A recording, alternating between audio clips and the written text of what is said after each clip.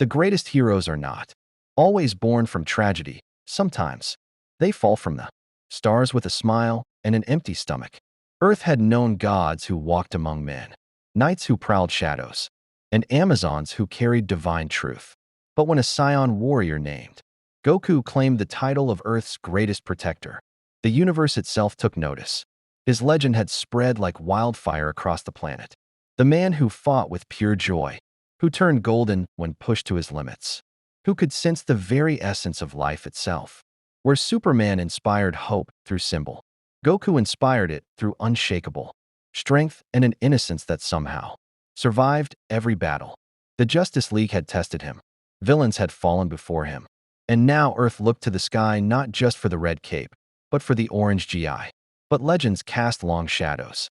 And in the darkness between worlds, eyes older than Earth's sun watched with growing interest. Metropolis gleamed under midday sun, its towering spires reflecting light like beacons of humanity's achievement. Goku stood atop the Daily Planet building, one hand shielding his eyes as he scanned the city below, the other holding a half-eaten hot dog he'd accepted from a grateful street vendor. 3 months since his arrival in this strange world, and he still marveled at how different everything felt. The energy here, what these people called the Speed Force, magic, Kryptonian solar absorption, it all hummed with frequencies his key sensing had never encountered before.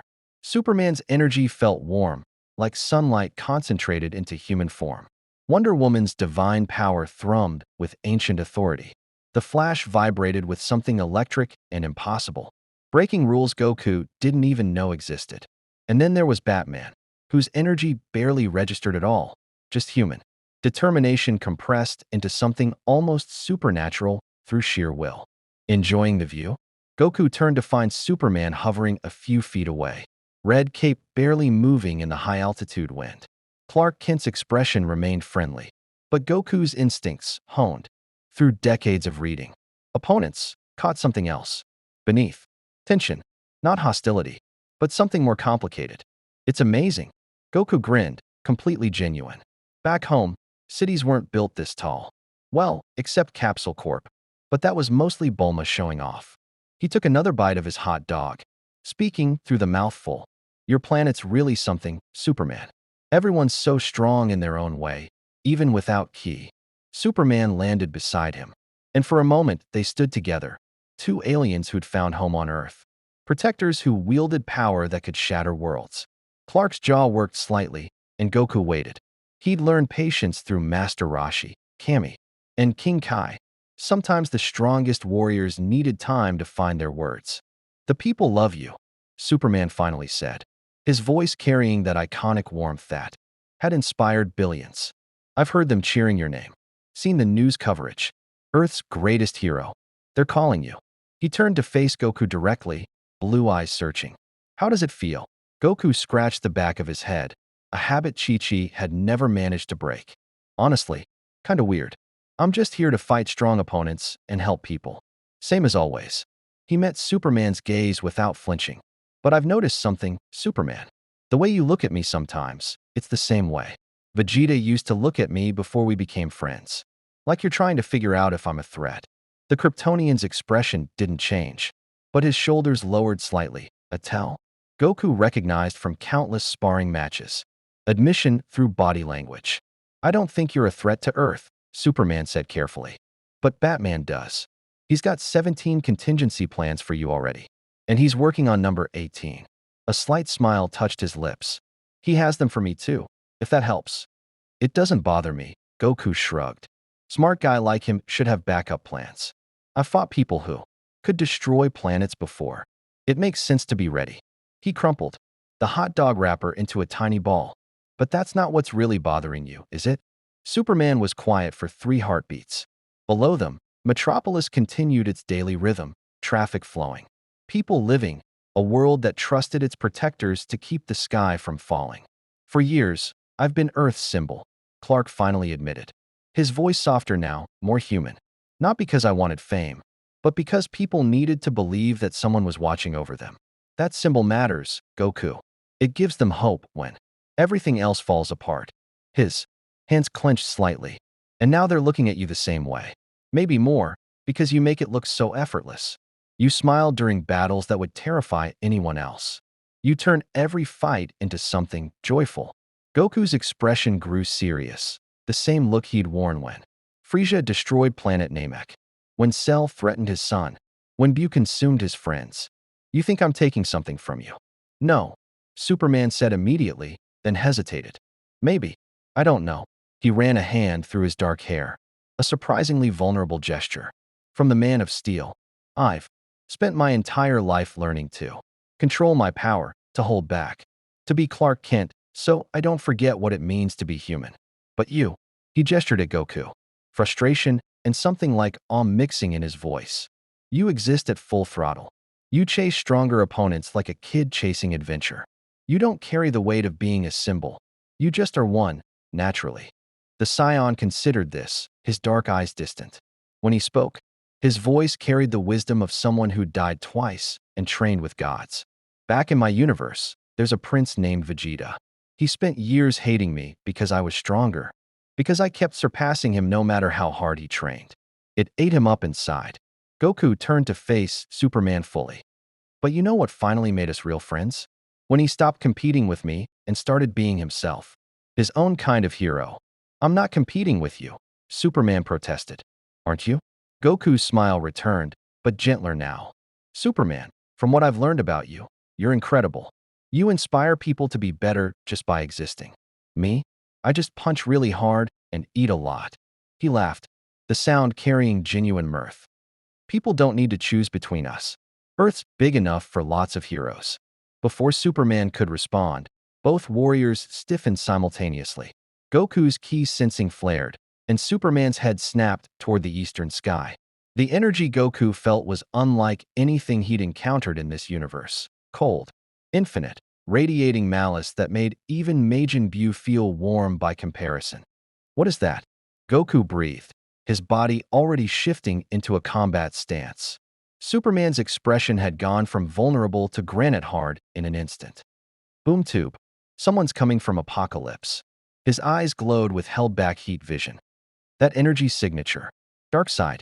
The sky above Metropolis tore open.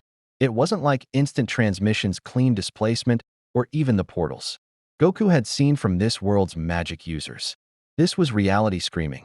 A circular wound in space itself rimmed with fire and darkness. Through it stepped beings that made Goku's Scion instincts roar warnings. Tall, armored figures radiating disciplined power. But it was the presence behind them that made even Superman take an involuntary step back. Goku couldn't see through the portal yet, but he felt it. A power level that dwarfed anything he'd encountered since arriving in this universe. Not raw strength like his or Superman's, but something older, more absolute. Kal-El, a voice boomed from the portal, deep enough to vibrate the Daily Planet building's windows. I come seeking your replacement. Superman's jaw clenched. Darkseid.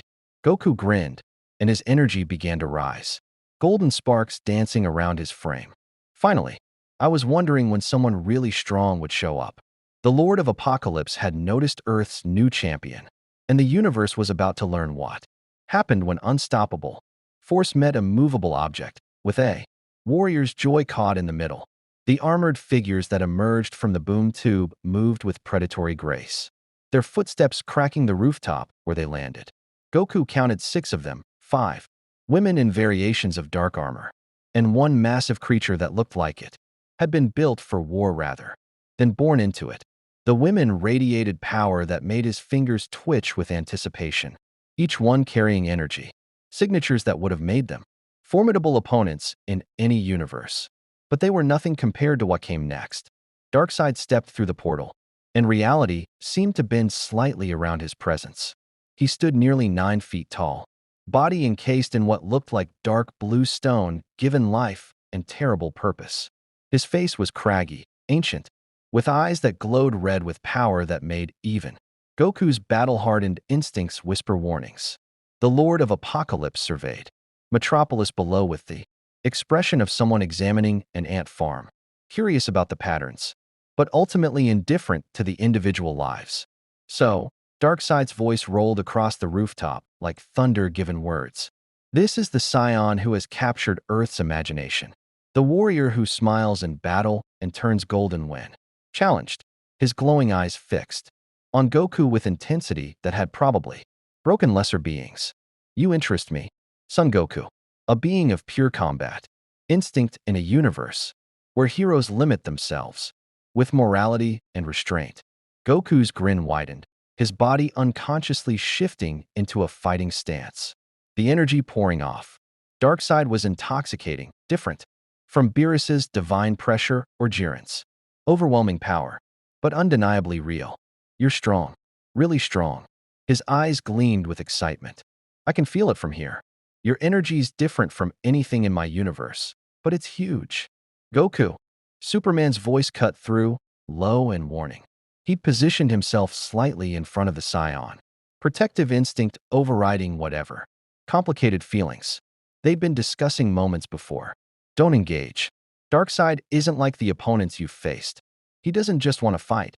He wants to conquer, to break, to eliminate free will itself across all reality. One of the armored women, taller than the others, with a cruel beauty and an energy whip coiled at her hip, laughed. The Kryptonian warns you, Scion. How touching, as if his caution has ever stopped Darkseid from claiming what he desires. Granny Goodness speaks truth, another woman added, her voice dripping with malice behind an ornate mask. Lord Darkseid has broken gods and heroes alike. Your golden hair and simple smile will not save you. Goku's expression grew more serious, though his battle excitement remained visible in his posture. I've heard that before. Frieza thought he was unstoppable too. So did Cell, and Majin Buu, and Jiren. He looked directly at Darkseid, meeting those burning red eyes without flinching. They were all wrong. For the first time, something that might have been amusement crossed Darkseid's stone features. Yes, I have observed you, warrior. Your battles against the meta-humans called Metallo and Mongol. Your sparring session with the Amazon princess, restrained. I noticed, though she did not realize it. Your curious reluctance to kill even when it would be tactically superior. He clasped his hands behind his back, the gesture somehow making him more imposing rather than less. You are strong, perhaps even strong enough to challenge Superman himself. But strength without purpose is merely entropy given form. I have a purpose, Goku countered. I protect people, and I get stronger by fighting tough opponents. He tilted his head, genuinely curious despite the tension. What's yours? Superman says you want to control everything, but why? What's the point of ruling if nobody chooses to follow you? The question seemed to catch even Superman off guard. The Kryptonian glanced at Goku with something between exasperation and grudging respect. Leave it to the Scion to ask philosophical questions to a cosmic tyrant. Darkseid's eyes narrowed slightly. Choice is chaos. Freedom is the source of all conflict, all suffering, all meaningless struggle. I seek the anti-life equation, proof that free will is an illusion, that all existence is merely variables in an equation I will solve. He gestured toward Metropolis below, where millions lived there. Daily lives unaware of the cosmic threat hovering above them. These people believe themselves free. They suffer for that delusion. I would end their suffering by ending their choice. There is mercy in absolute control. That's insane, Goku said flatly, his earlier excitement tempered by genuine revulsion. Life's supposed to be about making choices, getting stronger, protecting what matters.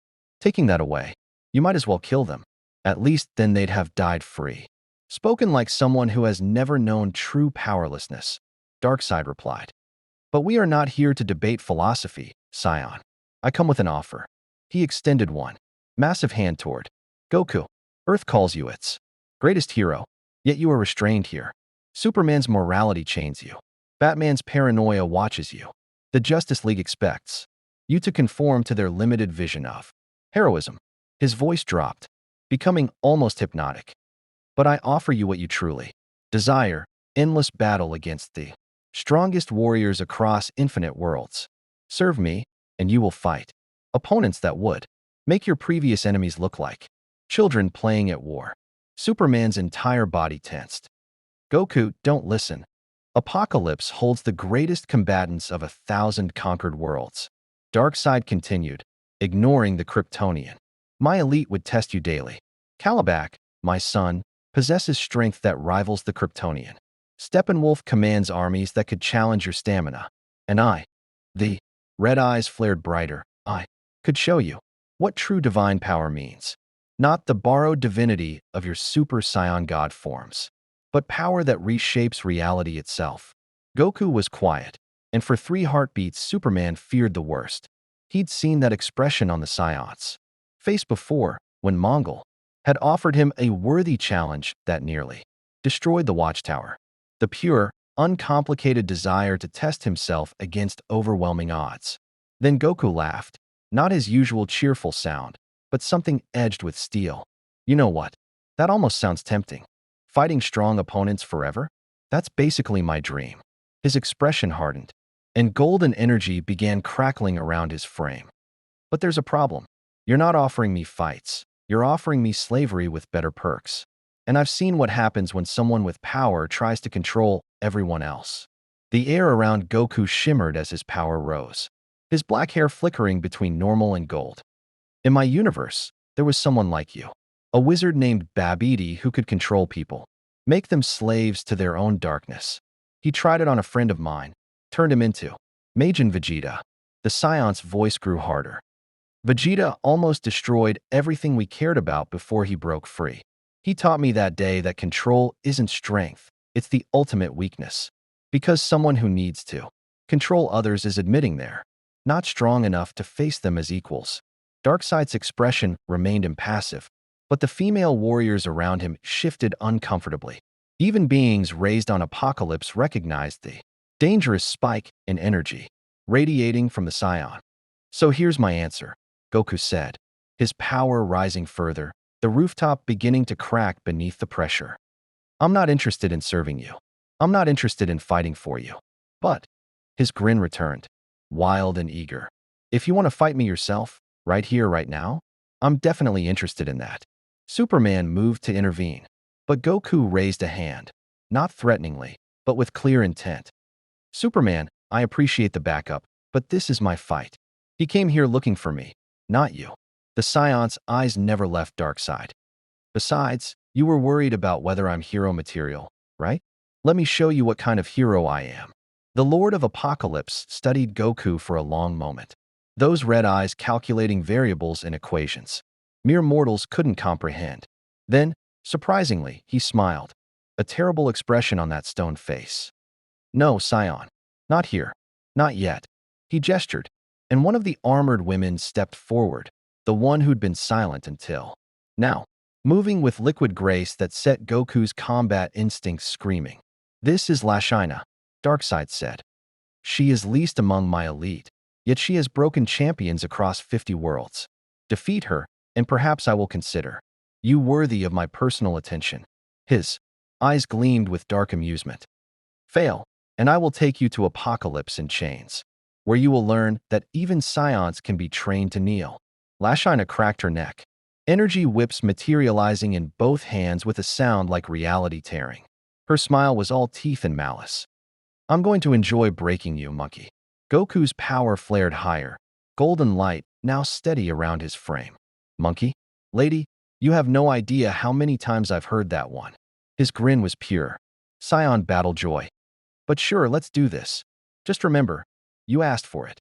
Superman prepared to intervene, to stop what could escalate into a battle that would level half of Metropolis.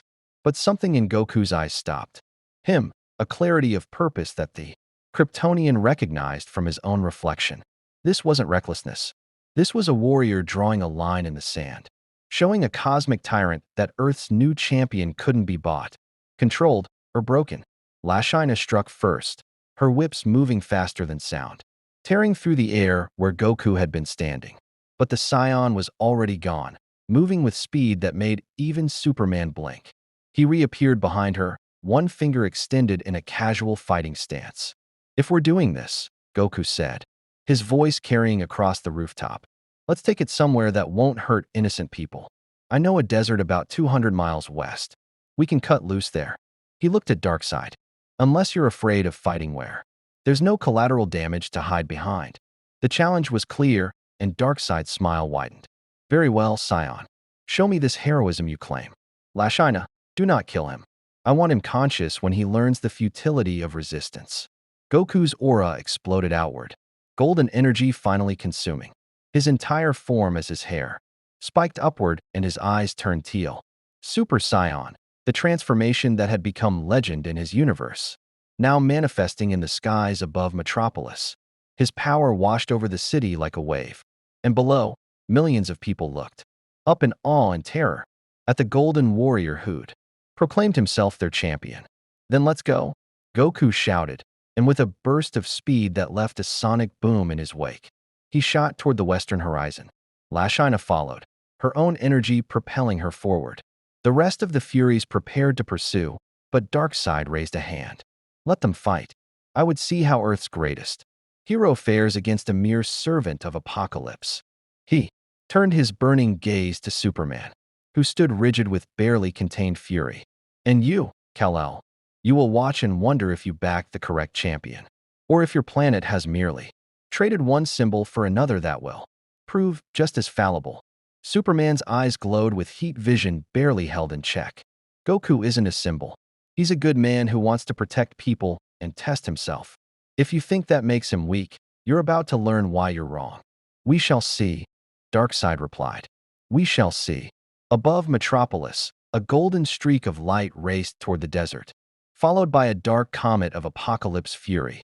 And across the world, every hero with the ability to sense such things felt the power rising. The kind of power that announced a battle that would shake the very foundations of what it meant to be Earth's champion. The Nevada desert exploded into golden light as Goku touched down, his Super Saiyan aura carving a crater into the sand before he powered down slightly to preserve energy. 200 miles from Metropolis, far enough that even his most destructive techniques wouldn't endanger civilians.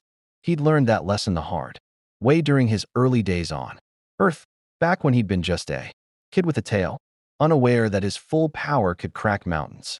Lashina materialized seconds later, her landing sending shockwaves rippling through the desert floor.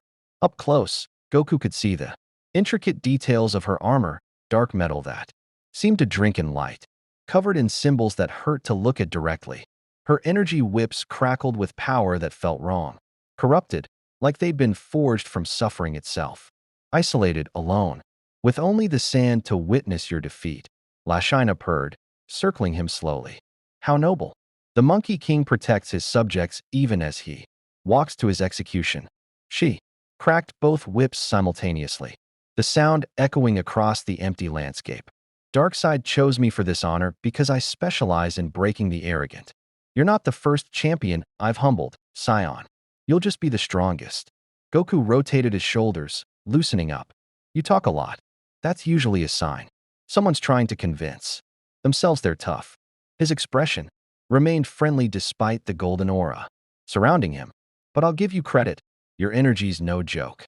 You're way stronger than most of the villains I've fought since arriving here. Most. Lashina's eyes narrowed behind her mask. Yeah, Mongol was tougher. He actually made me work for it. Goku's grin widened. But you? You might be fun. The insult, delivered without malice, just honest assessment, struck deeper than any physical blow could have. Lashina's face contorted with rage, and she struck with speed that would have bisected a normal human.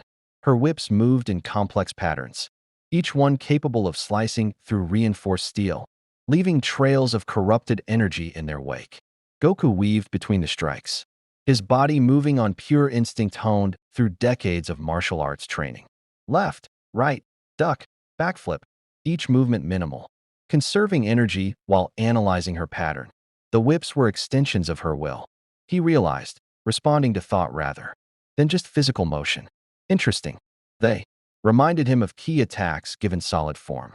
Stop dodging and fight. Lashina snarled, increasing her assault speed. The whips began moving faster than sound, creating sonic booms with each crack, tearing through the desert floor and turning sand into glass. Okay, Goku said simply. He caught both whips with his bare hands. Lashina's eyes went wide with shock. The energy contained in her weapons should have flayed skin from bone, but Goku held them casually, his Super Saiyan aura neutralizing the corrupted power through sheer overwhelming force. He tugged gently, pulling her off balance. These are pretty cool weapons, Goku observed, examining them with genuine curiosity. They're like key constructs, but they run on. What? Negative energy? Anger? Pain? He looked up at her. Where I come from. Attacks fueled by? Negative emotions always burn out faster than ones powered by conviction. Just something to think about. Lashina yanked her whips free with a scream of fury, backflipping away to create distance. Her hands moved in complex gestures, and the whips began multiplying.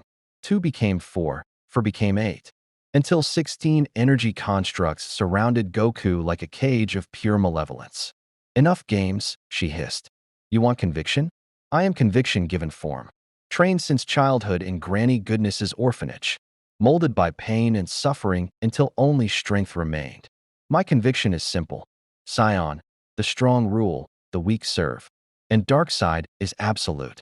All 16 whips struck simultaneously from different angles. A killing blow that had felled planetary champions. Goku's aura exploded outward, the golden energy vaporizing the whips before they could touch him. The shockwave flattened sand dunes for half a mile in every direction.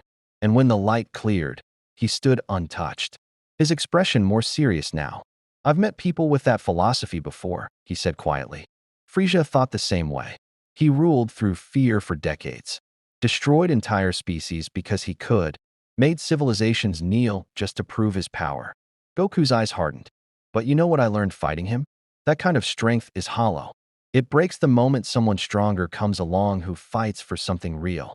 Lashina conjured new whips, but her hands trembled slightly, not from fear, but from the sheer pressure of Goku's aura.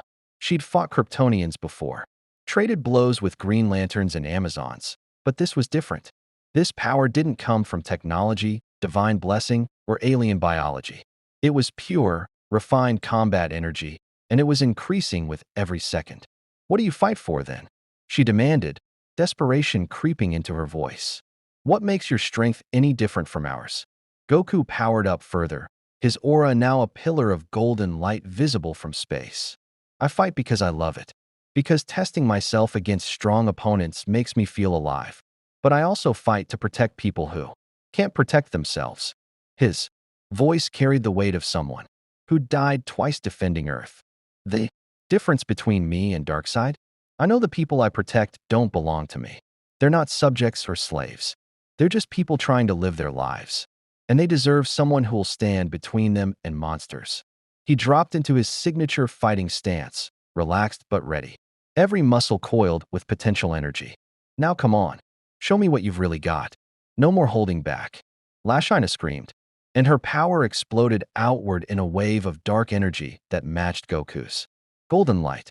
She was elite for a reason, trained by one of Apocalypse's most brutal taskmasters, hardened through battles that would have broken lesser warriors.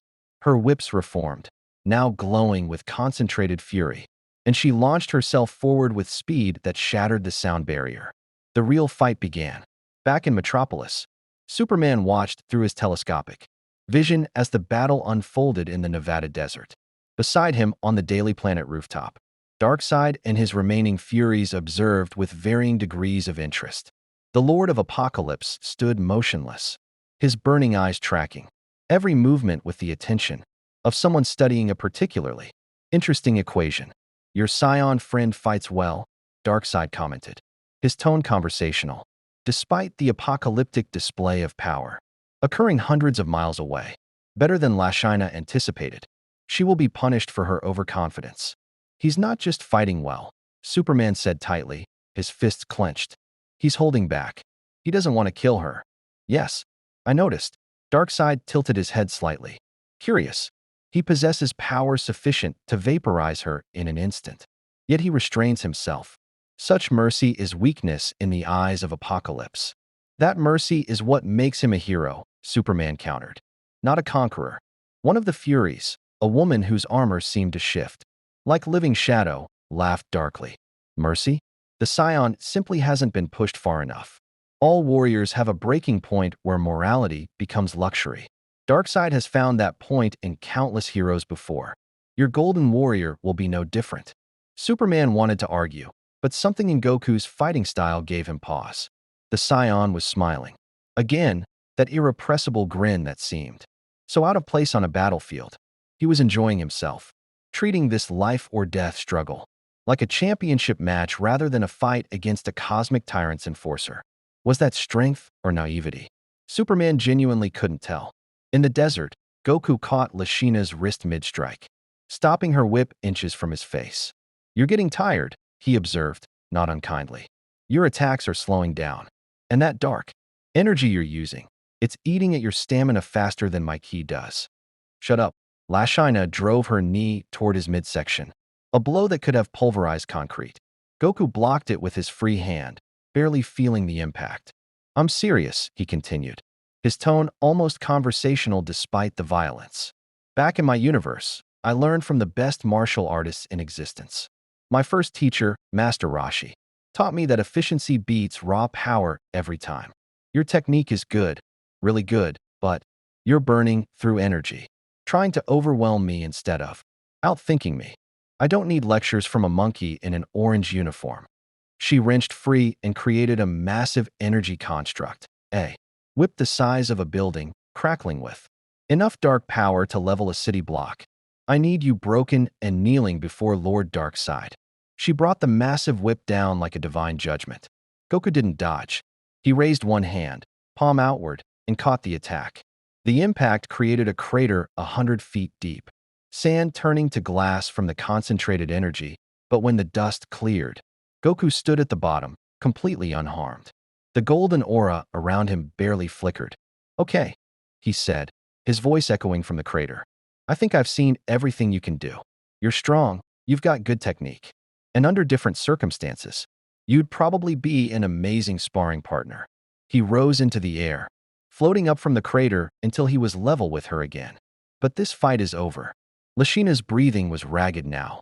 Her armor cracked in several places, from the exertion of maintaining such intense attacks. "No, I can't. Darkseid chose me for this honor. I cannot fail him." For the first time, Goku's expression softened with something like pity. "That's the problem, isn't it? You're not fighting because you want to. You're fighting because you're afraid of what happens if you don't." He powered down slightly, his aura dimming. "I've known people like that. They were strong, really strong, but they were fighting for the wrong reasons. It made them brittle. You know nothing about me."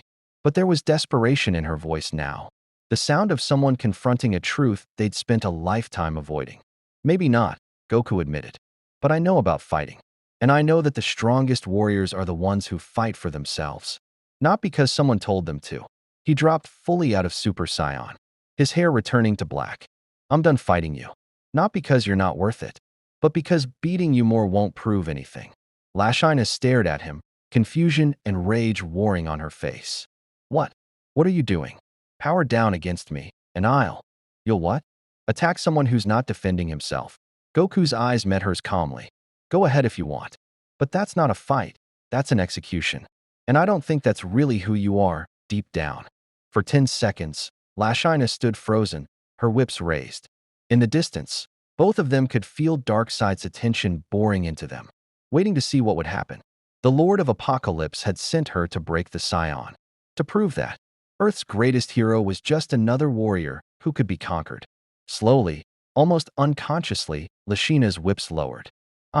I can't," she whispered, and the sound was broken. Glass, the sound of someone's worldview cracking under the weight of an impossible kindness. Goku smiled, warm and genuine. "Yeah, I figured." He turned to face where he could sense Darkseid's presence, his voice carrying across the miles. "Your test is done, Darkseid. I'm not interested in breaking your warriors. And I'm definitely not interested in serving you. If you want to fight me yourself, come to Earth and face me as equals.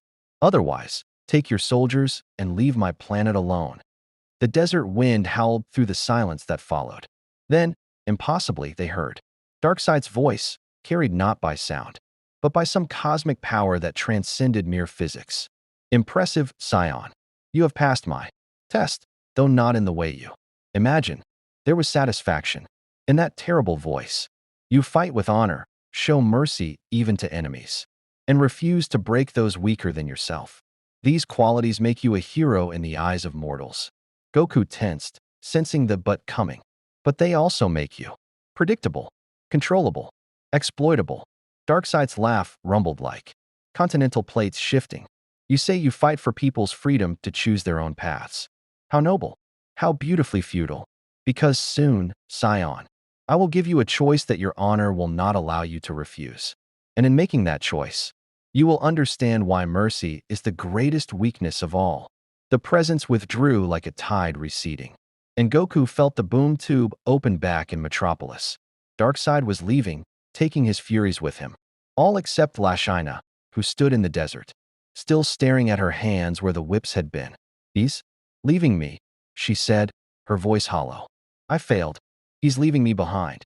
Goku placed a hand on her shoulder, a gesture that made her flinch but not pull away. Hey, you didn't fail.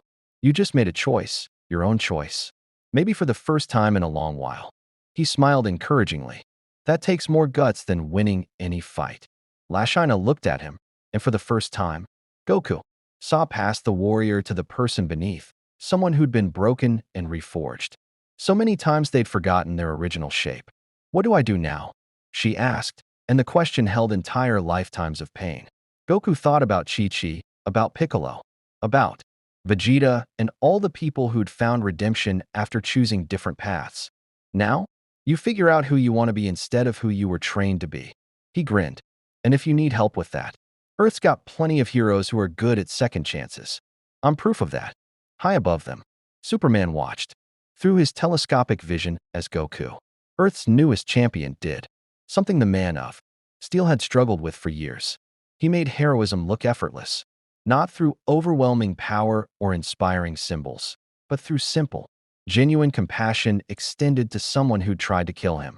And despite his complicated feelings about being replaced, Superman found himself smiling. Maybe Earth didn't need to choose between symbols. Maybe it was big enough for both. The watchtower hung in geosynchronous orbit above Earth, a monument to humanity's alliance with beings who could reshape reality with thought. Its meeting room, designed to accommodate gods, aliens, and metahumans, felt unusually tense as the Justice League convened for an emergency session. Superman stood at the head of the table, Batman to his right analyzing holographic data, Wonder Woman to his left with arms crossed and expression thoughtful. The Flash vibrated slightly in his seat, excess energy manifesting as nervous motion. Green Lantern Hal Jordan leaned back with forced casualness, while Aquaman's stern features revealed nothing. Cyborg monitored 12 screens simultaneously, his mother box interface processing tactical data, and at the far end of the table, looking distinctly uncomfortable in the sleek technological environment, Goku sat with his arms crossed, orange GI somehow more vibrant, against the sterile whites and blues of the watchtower's interior. Let me make sure I understand, Batman said, his gravelly voice cutting through the tension like a blade. Darkseid himself came to Earth, offered Goku a position in his army, and when refused, sent one of his elite to test him. Goku defeated her without killing her, showed her mercy, and now Darkseid has retreated with a cryptic threat about giving Goku an impossible choice. The cowl turned toward the Scion. Does that summarize it accurately? Pretty much, Goku confirmed, still looking uncomfortable. He'd never been good at formal meetings, even. King Kai's training sessions had felt more natural than this. Though I wouldn't say I defeated Lashina. We just stopped fighting. She made a choice. A choice that cost her everything, Wonder Woman interjected, her voice carrying the weight of someone who understood warrior culture intimately. In Apocalypse's hierarchy, mercy is seen as weakness. By sparing her, you signed her death warrant should she ever return. Darkseid does not tolerate failure. Goku's expression darkened. Then she won't go back. I told her Earth has heroes who believe in second chances. If she wants to change, we should help her. Absolutely not. Batman's response was immediate and uncompromising. She's a trained operative of Apocalypse, potentially still loyal to Darkseid, and you want to give her access to Earth's defense, networks, and superhero community? That's not compassion, that's tactical stupidity. Batman, Superman said quietly, a warning in his tone. No, Clark. Someone needs to say it. Batman stood, his cape falling around him like shadows given form. He pulled up holographic files, mission reports, threat assessments, casualty statistics from previous Apocalypse incursions. Every time we've shown mercy to one of Darkseid's servants, they've betrayed us. Every single time. Granny, goodness pretended to reform and used that trust to plant. Infiltrators in Bel Reve. Desaad played the repentant scientist and nearly destroyed SDR Labs from within. And you? He fixed Goku with that legendarily intimidating stare. Want to repeat those mistakes because you have a good feeling about someone who tried to kill you an hour ago. Goku met Batman's gaze without flinching, his own expression serious in a way the League rarely saw. Yeah, I do. Because I've been wrong about people before, and I've been right about people before. Piccolo tried to kill me and my friends. Now he's one of Earth's greatest defenders and my best friend. Vegeta spent years trying to murder me. Now he's my rival and brother in arms. Android 18 was programmed to destroy humanity. Now she's married with a kid and protects the Earth. He leaned forward. Everyone deserves a chance to choose who they become. Even people from Apocalypse. Those are examples from your universe with your rules, Batman countered. This isn't Dragon Ball's Earth where Dragon Balls can undo death and destruction. Here, when Darkseid kills someone, they stay dead. When he conquers a world, it stays conquered. We can't afford idealism when facing existential threats. That's enough. Wonder. Woman's voice carried the snap of divine authority that made even Batman pause. She turned to Goku, her expression softer but still serious. I understand your instinct to show mercy, warrior. It honors you. But Batman speaks from experience, painful experience. We have lost allies, friends, and innocents trusting too quickly. Then what do you suggest? Goku asked, frustration creeping into his voice. Just kill everyone who's ever worked for a bad guy? Where does that end? The Flash raised a hand, his usual cheerfulness subdued. Guys, maybe we're missing the bigger issue here? Darkseid specifically came for Goku. Not to conquer Earth. He's tried that before and we've always fought him off. He came to recruit or test Earth's newest hero. Barry Allen looked around the table. Why? What's so special about Goku that attracted the attention of literal evil incarnate? Cyborg's mechanical eye glowed as data streamed across his interface. Running analysis on Darkseid's previous recruitment attempts. Cross-referencing with Goku's power signature and fighting style. He paused, something like surprise crossing his half-human features. Oh man, this is bad. Elaborate, Superman said. Darkseid doesn't recruit warriors just for their power, Cyborg explained, pulling up historical records. He recruits them for specific tactical purposes. Superman, he wanted you. Because a Kryptonian under his control would be the ultimate symbol of hope corrupted. Wonder Woman, he tried to turn you because an Amazon warrior serving Apocalypse would break the spirit of the gods themselves. Every recruitment attempt serves his greater goal of proving that all free will is meaningless. Hal Jordan leaned forward, his Green Lantern ring glowing faintly with his rising concern. So what does Goku represent? What would recruiting him accomplish? A warrior who fights purely for the joy of combat, Cyborg said quietly. Someone whose heroism isn't tied to trauma, divine mandate, or protecting a specific people. Goku fights because he loves to fight. It's his nature, his essence. If Darkseid could corrupt that, could turn that pure battle joy toward conquest. He didn't finish the sentence. He didn't need to. The implications hung in the air like poison gas. He'd prove that even the purest instincts can be weaponized, Batman concluded, his voice grim. That even someone who fights for the simple joy of protecting others can be turned into an instrument of oppression. It would be his ultimate proof of the anti-life equation, that free will is just programming waiting to be rewritten. Goku was quiet for a long moment, his expression unreadable. When he finally spoke, his voice was steady but carried an undercurrent of something cold, the tone of someone who'd faced universal threats before and understood exactly what was at stake.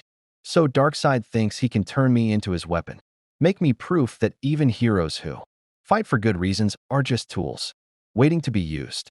His fists clenched on the table. That's what he meant by giving me an impossible choice.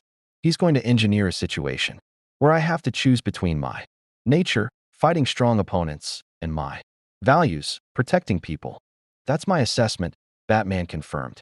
and for once his tone held something almost like respect.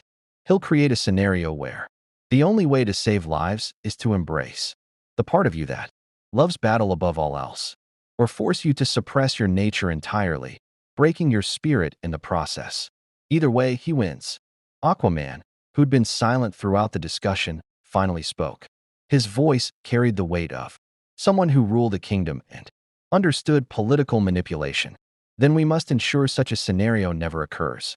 Goku remains on Earth, surrounded by allies, never isolated, where Darkseid can manipulate circumstances. His sea-green eyes fixed on the Scion. You must resist any urge to face him alone, no matter how strong the challenge calls to your warrior instincts. That's just it though, Goku said, and there was frustration in his voice now. I can't just hide and hope he goes away. That's not who I am.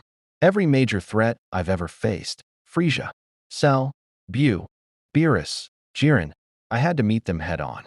Running or hiding just made things worse. He looked around the table at Earth's greatest heroes. I get that you're trying to protect me, and I appreciate it. But I didn't come to this universe to be protected. I came here to. He stopped himself, realizing how it sounded. To fight strong opponents, Superman finished quietly. That's what you were going to say, wasn't it? Goku met his eyes, and for the first time, the Scion looked genuinely troubled. Yeah, that's part of it. I won't lie to any of you. When Darkseid offered me endless battles against the strongest warriors in existence, part of me was tempted. Not to serve him, he added quickly, seeing Batman's hand move toward his utility belt, but just the idea of testing myself against that level of power. He shook his head. But I've learned the hard way that fighting just for the sake of fighting leads to disaster. I let Vegeta become Majin Vegeta because I wanted to fight him at full power. That choice nearly cost us everything. Wonder Woman's expression softened with understanding. You fear the warrior within yourself, the part that seeks battle above all else. I don't fear it, Goku corrected. I just know it needs to be balanced with something bigger. When I fought Cell, I could have finished him myself, but I chose to let Gohan do it because I knew my son was stronger and it was his fight. When I faced Bu, I trusted in fusion and teamwork instead of trying to solo him with Super Saiyan 3. His voice grew quieter. I've made a lot of mistakes by putting my desire to fight before protecting people. I'm trying not to make those mistakes here. The Flash grinned despite the tension. See, this is why I like this guy. He actually admits when he screws up. That's refreshingly honest for someone with God-tier power. The question remains, Batman said, unwilling to let sentiment derail strategic planning. What do we do about Darkseid's threat? He'll return. He'll create this impossible scenario. And when he does, we need to be ready. Superman stood, his cape settling around his shoulders with that unconscious authority that had inspired billions. We do what we always do. We stand together. Darkseid's strategy relies on isolation, on separating his targets from their support systems. He looked at Goku. You're not alone in this. You're part of Earth's defense now, whether you officially join the Justice League or not. When Darkseid makes his move, we face him together. Agreed, Wonder Woman said firmly. The Scion has proven himself a warrior of honor. He deserves our support, not our suspicion. Hal Jordan's ring glowed brighter. The Corps has been tracking Apocalypse activity. If Darkseid mobilizes his armies, we'll know. I can request backup from OA if it comes to full-scale invasion. Aquaman nodded. Atlantis will mobilize its fleets. Darkseid may rule the stars, but Earth's oceans remain beyond his dominion. Cyborg pulled up tactical displays. I'll upgrade the Watchtower's defenses and create better boom tube detection grids.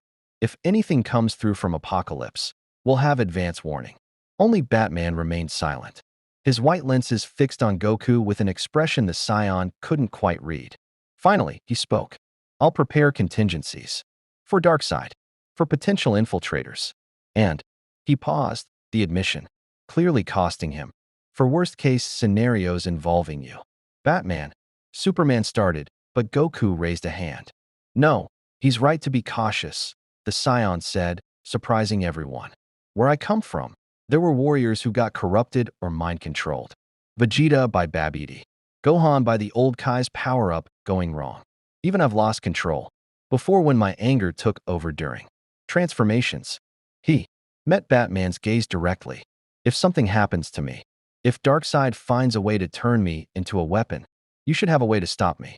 I'd rather die fighting than become the thing I've spent my whole life protecting people from. The cowl studied him for 3 long seconds. Then Batman nodded, a small gesture, but coming from him. It carried the weight of grudging respect. Understood. Let's hope it never comes to that. It won't, Superman said with conviction that could move planets. Because we're not going to let Darkseid divide us with paranoia and worst-case scenarios. That's exactly what he wants, for us to turn on each other before he even makes his real move. He placed a hand on Goku's shoulder. You saved Metropolis twice since arriving. You've shown mercy to enemies. You've refused corruption from a cosmic tyrant. As far as I'm concerned, you're exactly the kind of hero Earth needs. Goku smiled, genuine warmth returning to his expression. Thanks, Superman. That means a lot, coming from you. He stood, stretching muscles still buzzing with residual Super Saiyan energy. So what's our next move? We just wait for Darkseid to show up and try to spring whatever trap he's planning. Actually, the Flash interjected, his tone shifting to something more serious. There might be something else we should worry about. If Darkseid is interested in Goku, who else might be? He looked around the table. We're talking about a warrior with power levels that match or exceed Superman's, with transformations we haven't even seen the full extent of yet, and combat instincts that let him adapt to anything. Every villain with cosmic ambitions is going to want to either recruit him or eliminate him. Lex Luthor, Batman said immediately. He'll see Goku as either a weapon against Superman or a threat to neutralize. The Sinestro Corps, Hal added grimly. They feed on fear. A warrior as powerful as Goku without their yellow ring? They'll either try to recruit him or make an example of him. Ra's al Ghul, Batman continued. He respects warrior prowess and seeks to perfect humanity. He'll view Goku as either the ultimate successor or the ultimate threat to his vision. Black Adam, Wonder Woman said. He rules through strength. Another being of comparable power claiming heroic status on Earth? He'll challenge that claim. Cyborg pulled up a dozen more profiles. Brainiac would want to study his biology. The Reach would see him as a weapon to acquire. Mongol would demand tribute fights. And that's just the cosmic threats. On Earth, Amanda Waller will absolutely try to leverage him for Task Force X. Goku's expression grew increasingly concerned as the list expanded. Okay, so basically everyone powerful and evil wants a piece of me. Great. That's just great. He ran a hand through his hair. You know, back home, it was simpler. Bad guys showed up, we fought them. They either reformed or got sent to Otherworld. Here, everyone's got schemes. Within schemes within schemes. Welcome to DC Universe, the Flash said with dark humor. Where the heroes are complicated, the villains are sympathetic, and the morally gray characters outnumber both combined. Which brings us back to Lashina, Batman said, seamlessly redirecting to his earlier point. She represents all of those complications in one convenient package. Former elite warrior, trained by Apocalypse, claiming redemption, and personally connected to Goku. That makes her either a valuable ally or a perfect infiltrator. So we test her, Goku suggested. Give her small tasks, see if she follows through. Keep an eye on her, but give her a chance to prove herself. That's fair, right? Batman and Superman exchanged a look, one of those wordless communications that came from years of partnership despite their vastly different philosophies. Finally, Superman nodded. We'll set her up with a monitor, Batman said. Low-level missions, nothing sensitive. She tries anything suspicious. We respond immediately. But, and this clearly pained him to admit, if she proves genuine, we'll reassess. Fair enough. Fair enough, Goku agreed, extending his hand. After a moment's hesitation, Batman shook it, and if his grip was testing the Scion's strength, well, Goku pretended not to notice. Right then, Aquaman said, standing with the fluid grace of someone equally comfortable, in boardrooms and ocean depths. We have our plans. Monitor for Darkseid's next move. Prepare for other factions taking interest in our Scion friend. And test the loyalty of the defector. Anything else? Yeah, Goku said, and there was something almost sheepish in his expression. Anyone know where I can get some food? I burned a lot of energy in that fight. And I haven't eaten since those 6 hot dogs in Metropolis. The Flash burst out laughing. 6. Amateur numbers. I'll show you the Watchtower cafeteria. We keep it stocked for speedster. Metabolism should be enough for scion appetite too. As the meeting dissolved and heroes filed out to their various duties, Superman caught Goku's arm gently. A moment. Goku nodded, waiting as the others left until only the two most powerful beings in the room remained. I meant what I said earlier, Superman told him quietly, about you being the kind of hero Earth needs. But I also want you to know, if you ever feel that pull, that temptation to fight just for the sake of fighting, talk to me. Not as rivals or fellow heroes, but as someone who understands what it's like to have power that could destroy everything you care about if you lose control. For even a second, Goku's expression was grateful and troubled in equal measure. You ever feel it? That urge to just cut loose? To stop holding back and see what you're really capable of? Every single day, Superman admitted. Every time I pull my punches. Every time I limit my speed. Every time I let criminals escape because stopping them at full force would kill them. I hear my Kryptonian heritage whispering that I could end crime in Metropolis in an afternoon if I just stopped being so careful. His jaw clenched. The injustice timeline, another version of me, gave in to that temptation. He decided that his way was the only way, that his power gave him the right to rule. And he became a tyrant worse than any villain. That's what Darkseid is counting on, isn't it? Goku said quietly. He thinks he can push me until I choose power over principles. He's tried it with all of us, Superman confirmed. The question isn't whether he'll try. It's whether we'll be strong enough to refuse when he does. He met Goku's eyes, and there was no rivalry now, only understanding, between two beings who carried the weight of godlike power and tried desperately to remain human. Just promise me something. If you start to slip, if you feel yourself becoming something you're not, tell someone. Tell me. Don't face that darkness alone. Goku nodded slowly. I promise. And same goes for you, Superman.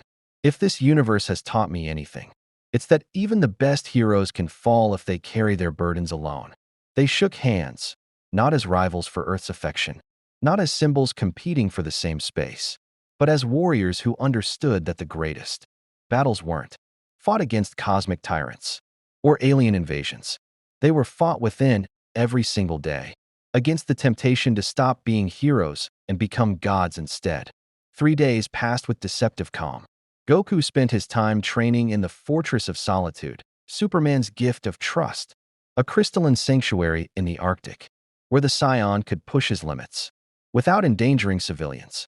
He'd reached Super Saiyan 2 during a particularly intense session, the transformation crackling with lightning that made the ancient Kryptonian technology hum with sympathetic energy. Superman watched sometimes, studying the way Goku's power functioned, so different from Kryptonian solar absorption, yet somehow equally transcendent. Batman, predictably, watched too, through hidden cameras, biometric scanners, and analysis programs that would have made even Tony Stark jealous. The Dark Knight was building his contingency plan with characteristic thoroughness, and if Goku noticed the surveillance, he never mentioned it. Perhaps the Scion understood that paranoia was Batman's love language. Lashina, meanwhile, had been set up in a secure SDAR Labs facility under constant monitoring. Wonder Woman had taken point on her rehabilitation, recognizing something of herself in the warrior woman, both trained from childhood for combat, both struggling to reconcile warrior nature with heroic ideals. The Amazon princess reported that Lashina was complicated, cooperative but haunted, skilled but uncertain, free for the first time in her existence and terrified by what that freedom meant. It was on the 4th morning that everything changed. Goku was in Metropolis, having breakfast with Jimmy Olsen and Lois Lane. The reporter had been fascinated by his stories of fighting gods and destroying planets, though she'd been professionally skeptical about the destroying planets part until Superman quietly confirmed it was true. The diner they'd chosen was one of Clark's favorites, a hole-in-the-wall place that served pancakes tall enough to satisfy even Scion appetite. So let me get this straight, Lois said, her journalist's mind cataloging details, while simultaneously judging their credibility. You died fighting a pink blob monster. spent time in literal heaven training with divine warriors, came back to life with a technique that temporarily multiplied your power, then used magical earrings to fuse with your former rival into a completely different person? Yep. Goku confirmed cheerfully, working through his fourth stack of pancakes. The fusion was weird though. Being Vegeto felt like being two people thinking with one brain. We were both there, but also neither of us. Hard to explain. Jimmy snapped photos with practiced ease, already imagining the Daily Planet headline. Earth's new hero, the scion who makes Superman. Looks serious. Clark would hate it, which made it even better. And this Bew character, Lois pressed. He turned people into candy and ate them? Chocolate mostly. Sometimes cookies. Goku paused mid-bite. Actually, he turned Vegeto into a coffee-flavored jawbreaker once. That was pretty. Every instinct Goku possessed screamed danger. He was moving before conscious thought caught up, grabbing Lois and Jimmy and diving under the table as the diner's front window exploded inward. The blast wasn't meant to kill. Too precise. Too controlled, but the message was clear. Someone wanted attention. Goku straightened slowly. Orange GI somehow, clean despite diving through shattered glass. Standing in the ruined doorframe was a figure that made his battle instincts sing with recognition. Powerful, confident, and radiating an energy signature that felt almost familiar. The newcomer stood roughly 7 feet tall, encased in obsidian armor that seemed to drink in light. His face was concealed behind a helmet shaped like a snarling beast, and in one massive hand he carried a weapon that hummed with barely contained power, something between an axe and a cannon, forged from metal that hurt to look at directly. Son Goku, the figure's voice boomed, processed through the helmet into something inhuman. I am Calabac, firstborn son of Darkseid, commander of Apocalypse's shock troops, and heir to the Omega effect. He slammed his weapon into the ground, cracking the diner's floor. My father sent the weakest of his elite to test you. I come to correct her failure and claim you for Apocalypse, in chains or in pieces. The choice is yours. Goku stepped forward, positioning himself between Calabac and the civilians. Not interested in either option. And you just destroyed a really good diner. His expression hardened. People were eating here. Families. Kids. You don't get to just smash through places like that. Sentiment. Calabac sneered. My father was right about you. Power sufficient to challenge gods. Wasted on protecting insects. The weapon in his hand began to glow with building energy. Very well, Scion. I shall demonstrate what happens when strength serves a higher purpose rather than cowering behind false morality. He fired, and the energy blast tore through the diner with catastrophic force. Goku caught it, both hands extended, golden aura flaring to life as he absorbed the impact and redirected it skyward, where it dissipated harmlessly above Metropolis. Super Saiyan transformation complete. Hair gold and eyes teal, he faced Calabac with the expression of someone who'd dealt with cosmic bullies before and found them tedious.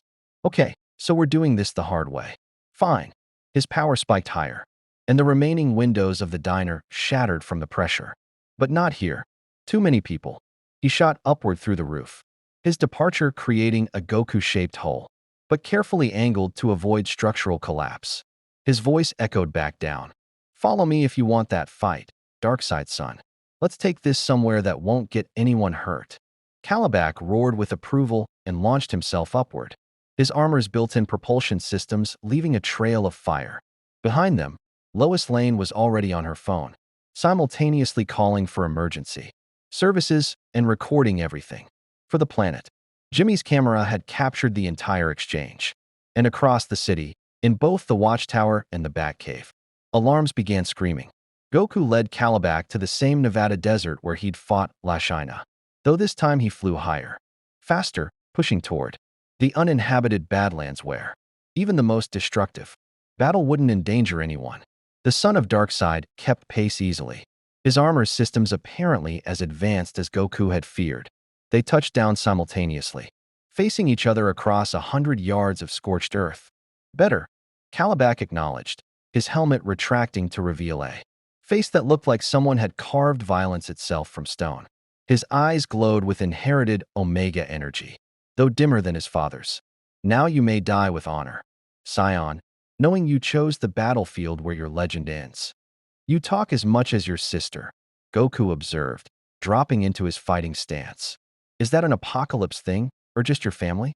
Kalibak's answer was to charge with speed that belied his massive frame, closing the distance in microseconds. His first punch carried enough force to shatter mountains, and when Goku blocked it, the shockwave flattened sand dunes for miles. They traded blows faster than human eyes could track. Goku's martial arts precision against Kalibak's overwhelming power and new god durability. The Scion quickly realized this wasn't like fighting Lashina. Kalibak was stronger, faster, and far more experienced. Every punch felt like fighting Vegeta in his prime. Except Vegeta had eventually learned restraint. Kalibak knew only escalation. You're good, Goku admitted, wiping blood from his lip as they separated after a particularly brutal exchange. Really good. Your dad trained you well. Trained? Kalibak laughed, the sound like grinding metal. My father's training method is simple: survive or die. I survived. My brother Orion was sent to New Genesis, raised soft, taught mercy. I remained on Apocalypse and learned the only lesson that matters. Strength is truth, and the weak exist to serve the strong. That's a sad way to live, Goku said, and he meant it. Fighting just to prove you're stronger than everyone else. That's not strength. That's insecurity with a body count. Kalibak's eyes blazed brighter. Mock me at your peril, Scion. I am. Yeah, Darkside son. Commander of armies, really scary. Goku powered up further, his aura intensifying. I've heard the pedigree speech before. Frieza gave me the same one. Son of King Cold. Strongest being in the universe, destroyer of planets. You know what happened to him? Enlighten me. I killed him. Twice. Goku's expression was pure. Scion now, the warrior who destroyed genocidal tyrants and laughed at gods. Because lineage doesn't mean anything if you can't back it up. So stop talking about your father and show me what you can do. Something in Kalibak's demeanor shifted. The calculated brutality gave way to genuine rage, not mindless, but focused like a laser. Very well. Allow me to demonstrate the difference between a Scion monkey and a new god. His armor began to glow, machinery integrating with his already formidable physiology. Goku felt his power level spike dramatically, not transformation exactly, but augmentation. Mother box technology, he realized, enhancing Kalibak's natural abilities to levels that would have made even Cell cautious. Impressive, Goku admitted, his own power rising to match. Lightning began crackling around his golden aura. Guess I should match you then. Super Saiyan 2. The transformation was instantaneous, hair sharper, aura more violent, power doubled. Goku's energy signature became a beacon visible from space, and in the watchtower, Cyborg's instruments started screaming warnings about possible geological damage from the released power. They clashed again, and this time the desert began to die. Each punch cratered the earth. Each energy blast carved canyons. Kalibak's Omega-enhanced strength met Goku's Scion might in exchanges that would have killed lesser beings from the shockwaves alone.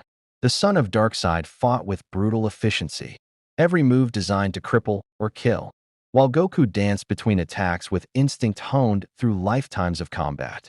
You're holding back, Kalibak snarled, his fist catching Goku in the ribs hard enough to crack even Scion durability. Afraid to kill? Afraid to show your full power? Goku spat blood but smiled through it. Not afraid. Just don't see the point in killing. You and beating you. Proves my point just fine. He drove his knee into Kalibak's midsection with enough force to send the new god flying backward. Besides, you're tough. It's been a while since I fought someone who could actually take hits like this. I'm having fun. Fun. Kalibak's laugh was bitter as he recovered mid-flight. My father spoke truly. You are a warrior wasted on heroism. That joy in battle, that pure combat instinct. You should serve Apocalypse. Together we could conquer galaxies. Face opponents that would make this exchange look like children playing.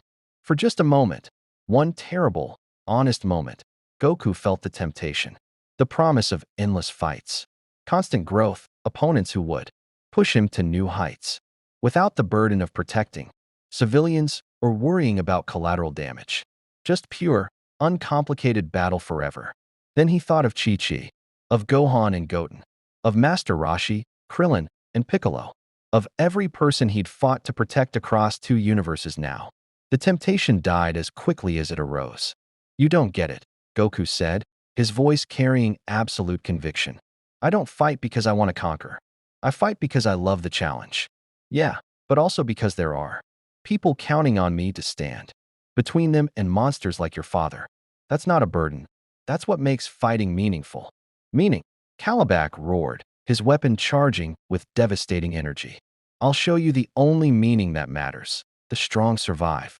The weak perish, and Darkseid's will is absolute." He fired a blast that could have vaporized a city block. Goku didn't dodge. He cupped his hands at his side, familiar motions ingrained through decades of practice. Feeling the ki gather between his palms, blue energy began to glow, growing brighter as he poured power into the technique that had defined his legend. Kami, Hummy. Kalibak's eyes widened with recognition and something that might have been respect. This was no ordinary energy attack. Even his armor's sensors screamed. Warnings about the concentrated power building in the Scion's hands. Huh. The Kamehameha wave met Kalibak's Omega-enhanced blast in midair, and for 3 seconds, reality screamed. Blue Ki energy wrestled with Apocalypse technology in a struggle that lit up satellite feeds and made Superman accelerate toward Nevada at speeds that burned the atmosphere. The desert floor melted into glass, then the glass vaporized. Shockwaves rippled outward like dropping a nuclear bomb in slow motion. Then Goku pushed harder, and the Kamehameha consumed Kalibak's attack, slamming into the new god with the force of a collapsing star. The son of Darkseid was driven backward, his armor screaming with damage warnings, until he crashed into a mesa hard enough to pulverize the entire geological formation. When the dust cleared, Kalibak lay in a crater of his own making, armor cracked and sparking, breathing hard but alive. Goku touched down nearby, Super Saiyan 2 form still active but aura dimmed slightly. That Kamehameha had taken significant energy. "You survived," Goku observed, genuinely impressed. That's actually incredible. Most people don't walk away from a full-power Kamehameha like that." Kalibak struggled to his feet, one hand clutching his weapon for support. His face was bloodied, armor shattered in multiple places, but his eyes still burned with that terrible new god vitality. "I am the son of Darkseid," he panted. "We do not yield. We do not submit." "I'm not asking you to submit," Goku said, powering down to base form. The fight was over. They both knew it. "I'm asking you to leave Earth alone. Take a message back to your father.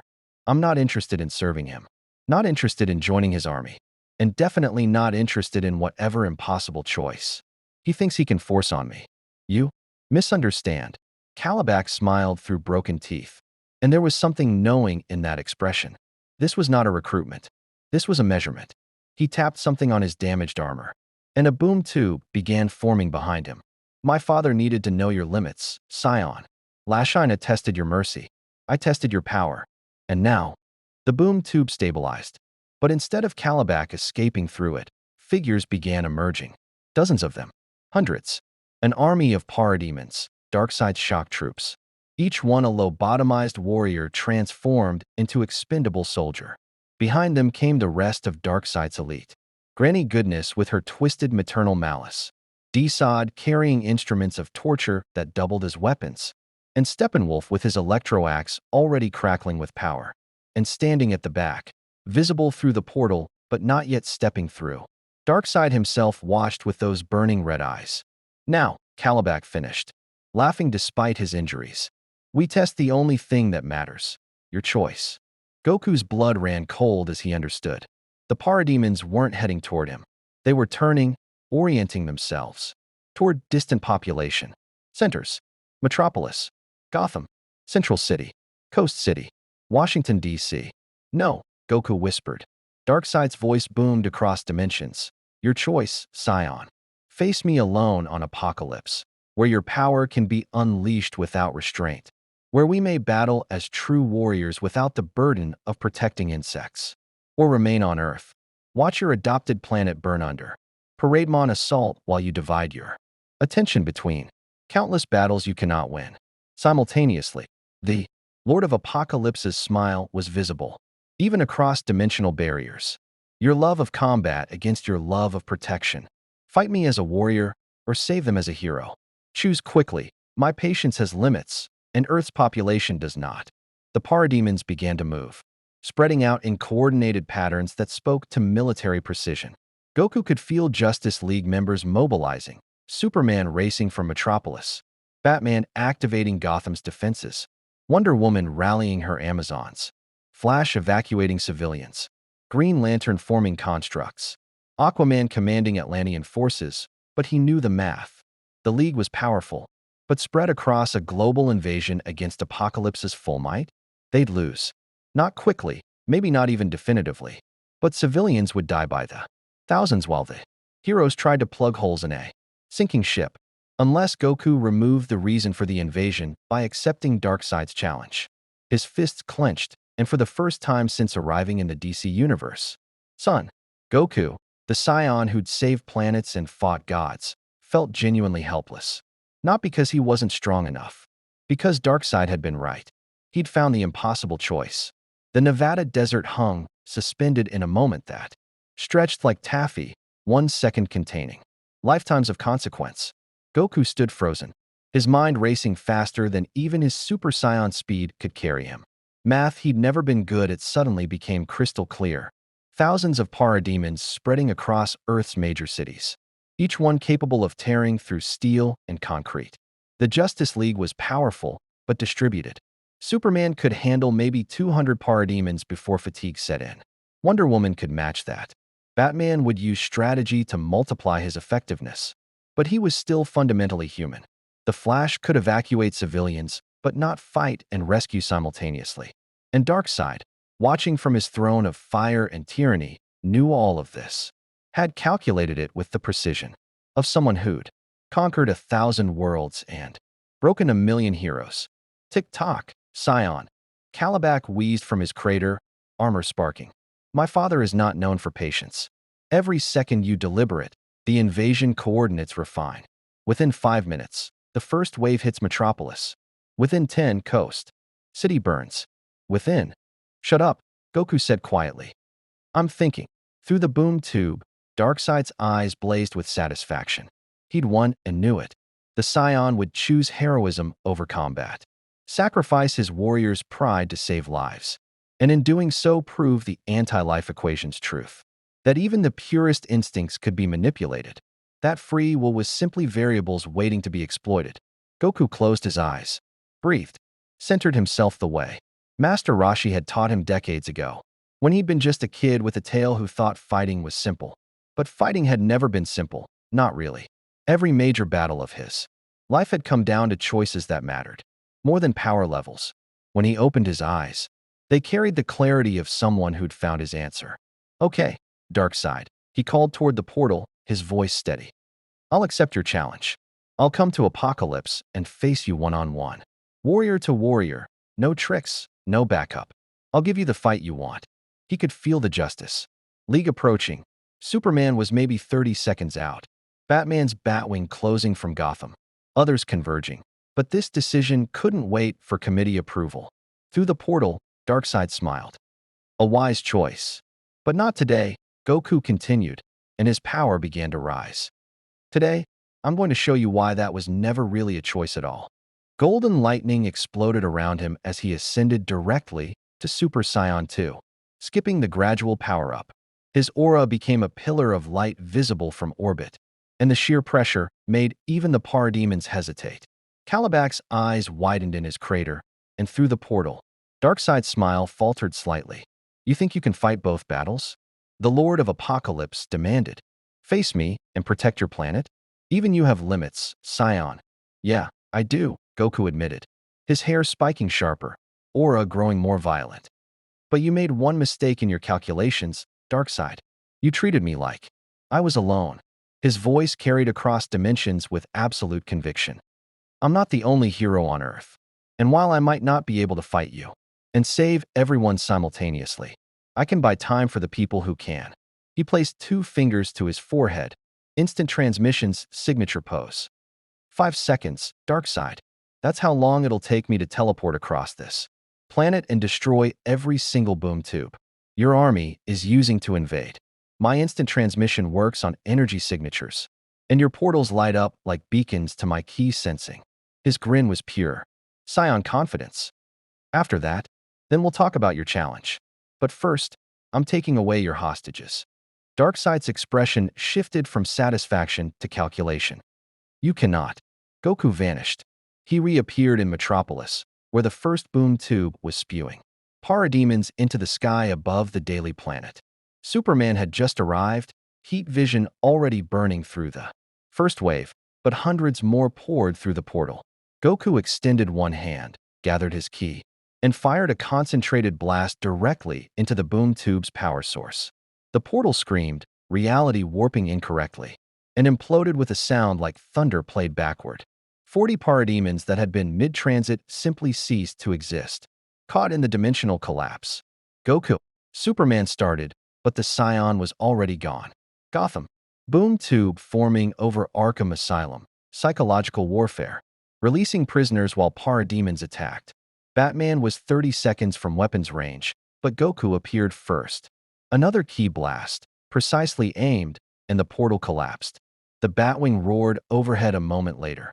Batman's voice cutting through the comms. Report. But Goku was already moving again. Coast City. Central City. Washington, D.C. Star City. Bloodhaven. One after another. Instant transmission carrying him faster than even Darkseid could react to. Each boom tube destroyed before significant forces could deploy. His key sensing was working overtime, detecting the dimensional signatures across the planet. 13 portals. No, 14. 15. They were trying to overwhelm him with numbers, opening new ones as fast as he could close them. But they'd underestimated Scion's speed when properly motivated.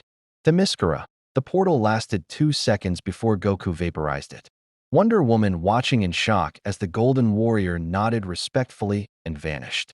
Atlantis. Aquaman raised his trident in surprised salute as Goku destroyed the underwater boom tube with a Kamehameha that turned the ocean to steam.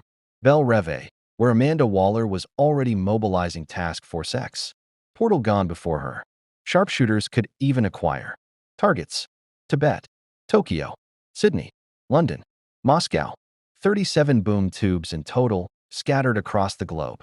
Goku destroyed 35 in 4 minutes and 16 seconds. He reappeared in Nevada, breathing hard. Super Saiyan 2 form flickering slightly from the exertion. Instant transmission wasn't physically tiring, but using it that many times in rapid succession while maintaining transformation and firing key blasts, even Scion's stamina had limits. But he was grinning. 2 portals left, he announced, looking directly at Darkseid through the main boom tube. One here and one in. He closed his eyes, feeling for the last signature, Antarctica. Remote enough that you were hoping I'd miss it. His eyes opened, gleaming with battle joy. I didn't. Darkseid's expression had gone completely neutral, the look of someone whose perfect plan had been expertly dismantled by a variable they'd miscalculated. Impressive. You are faster than I anticipated. His massive hands clenched. But you have merely delayed the inevitable. I can open 1,000 portals, flood your planet until you can try. A new voice cut in, Superman, arriving at supersonic speed with the entire Justice League behind him. The Man of Steel landed beside Goku, capes settling around him, and his expression was granite. But now you're not facing one hero. You're facing all of us. And we've fought off your invasions before, Darkseid. We'll do it again. Wonder Woman touched down on Goku's other side, lasso of truth glowing. The Scion bought us time to coordinate. Your element of surprise is gone. Batman's voice crackled through the comms from his aircraft circling above. Watchtower's boom tube detection grid is now online. Thanks to the energy signatures Goku's key sensing identified, we can track portal formation in real time. Every boom tube you open will have heroes on site within seconds. The Flash vibrated into existence, his speed force aura mixing oddly with Goku's key energy. And I've been evacuating civilians the whole time you two were having your standoff. 40,000 people relocated to safety shelters in the last 5 minutes. What's your invasion worth if there's no one to terrorize? Green Lantern Hal Jordan hovered overhead, ring constructs forming massive cannons. The Corps is mobilizing too. You want a war, Darkseid? We'll give you one, but not on your terms. Through the portal, the Lord of Apocalypse, studied the assembled heroes, Earth's mightiest defenders, united not through fear or manipulation, but through genuine alliance. And standing at the center, still glowing with golden power despite obvious exhaustion, the Scion who'd just crossed a planet 37 times in 4 minutes to save people he'd only known for a few weeks. You continue to surprise me, Son Goku, Darkseid said finally, and there was something almost like respect in his voice. You chose the warrior's path and the hero's path simultaneously, sacrificed neither for the other. That requires exceptional will. It's not about will, Goku replied, powering down to base form now that immediate danger had passed. It's about knowing what matters. You wanted to force me to choose between fighting you and protecting people, but that was never a real choice. Those two things aren't opposites. They're the same thing. He stood straighter despite his fatigue. I fight strong opponents because it makes me better at protecting people. And I protect people because they give me a reason to keep getting stronger. You can't separate them. Calabac, still lying in his crater but conscious enough to hear, laughed weakly. My father, he underestimated you. Treated you like another variable to control. But you're chaos, Scion. Pure chaos. Not chaos, Wonder Woman corrected. Her warriors I recognizing. Something the Amazons had valued. Since ancient times. Honor. He possesses a warrior's honor that cannot be bent or broken because it comes from within, not from external code. She looked at Darkseid directly. Your mistake was thinking honor could be manipulated. It cannot. Darkseid was silent for a long moment. When he spoke again, his voice carried the weight of someone making a declaration. That would reshape conflicts to come. Very well. Earth has earned a reprieve. I withdraw my forces. For now. His eyes blazed brighter. But this is not mercy, Justice League. This is acknowledgement. Son Goku has proven himself worthy of my personal attention. And when next we meet, it will not be through proxies and invasions. I will come to Earth myself, and we will settle this debt of honor, warrior to warrior, as he claims to prefer. Any time, Goku said, though Superman's hand on his shoulder tightened slightly in warning. But when you come for me. Not for innocent people, not for Earth. Just me. That's the warrior's way, right? Face your opponent directly. Agreed, Darkseid said, and there was finality in his tone. When the time is right, when you have reached your fullest potential, I will return. And on that day, Son Goku, you will learn whether your principles can survive when facing a force that predates mortality itself. He gestured, and Calabac began levitating toward the portal, armor slowly self-repairing. Until then, cherish your victory. Revel in this moment of defiance. But know that I am patient, Scion. I have watched civilizations rise and fall. I can wait for you to become everything you're capable of being. Before I break you. The boom tube began to collapse, Darkseid's elite withdrawing through it. But before the portal closed completely, Goku called out, Hey, Darkseid, one more thing. The Lord of Apocalypse paused, red eyes visible through the shrinking aperture. Thanks, Goku said, and his grin was genuine. You pushed me today, made me think faster, move faster, choose faster than I've had to in a long time. That's what strong opponents do. They make you better. So thanks for the workout. Next time we meet, I'll be even stronger because of what happened today. For 3 heartbeats, Darkseid stared at him. Then, impossibly, the corner of his stone mouth twitched upward. Not quite a smile, Darkseid didn't smile in any way that suggested warmth, but acknowledgement. Recognition from one warrior to another, even if they stood on opposite sides of morality itself. You are wasted on heroism, Scion, Darkseid said, almost fondly. But perhaps that is what makes you interesting. The boom tube collapsed with a sound like reality, sighing in relief. Silence fell across the Nevada desert. The Justice League stood in defensive formation for another 30 seconds, waiting for the other shoe to drop, for the trick or trap or final assault. But none came.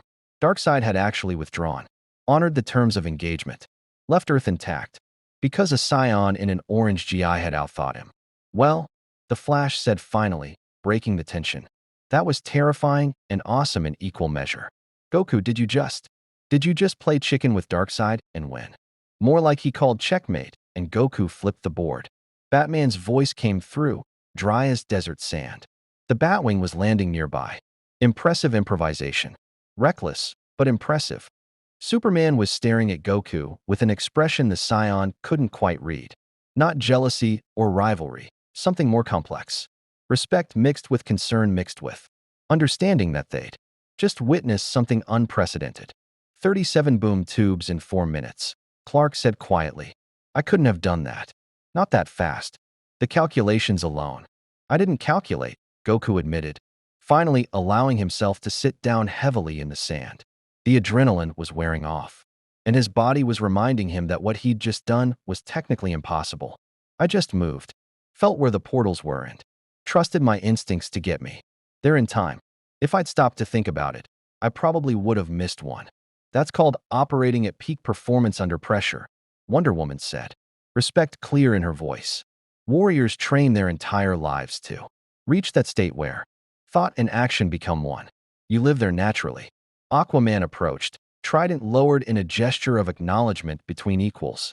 You protected my kingdom without hesitation.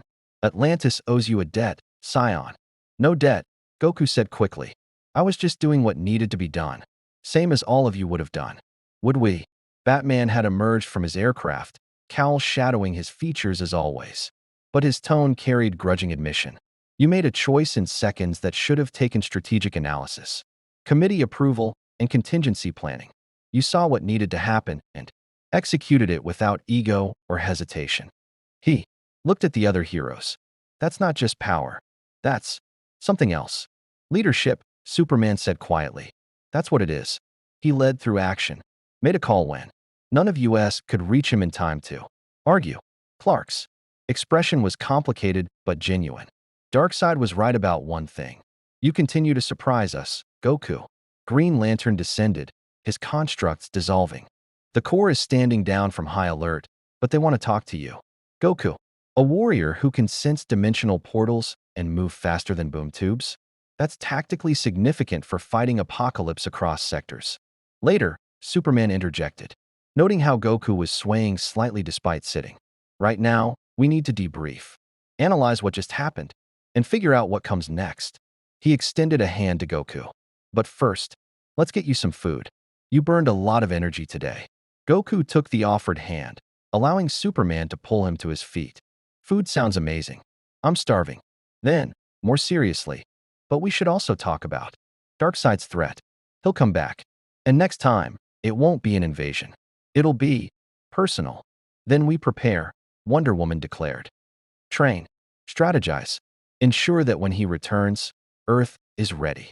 Not just Earth, Batman corrected, his tactical mind already 3 moves ahead. Goku will need support, training partners who can push him to whatever this fullest potential.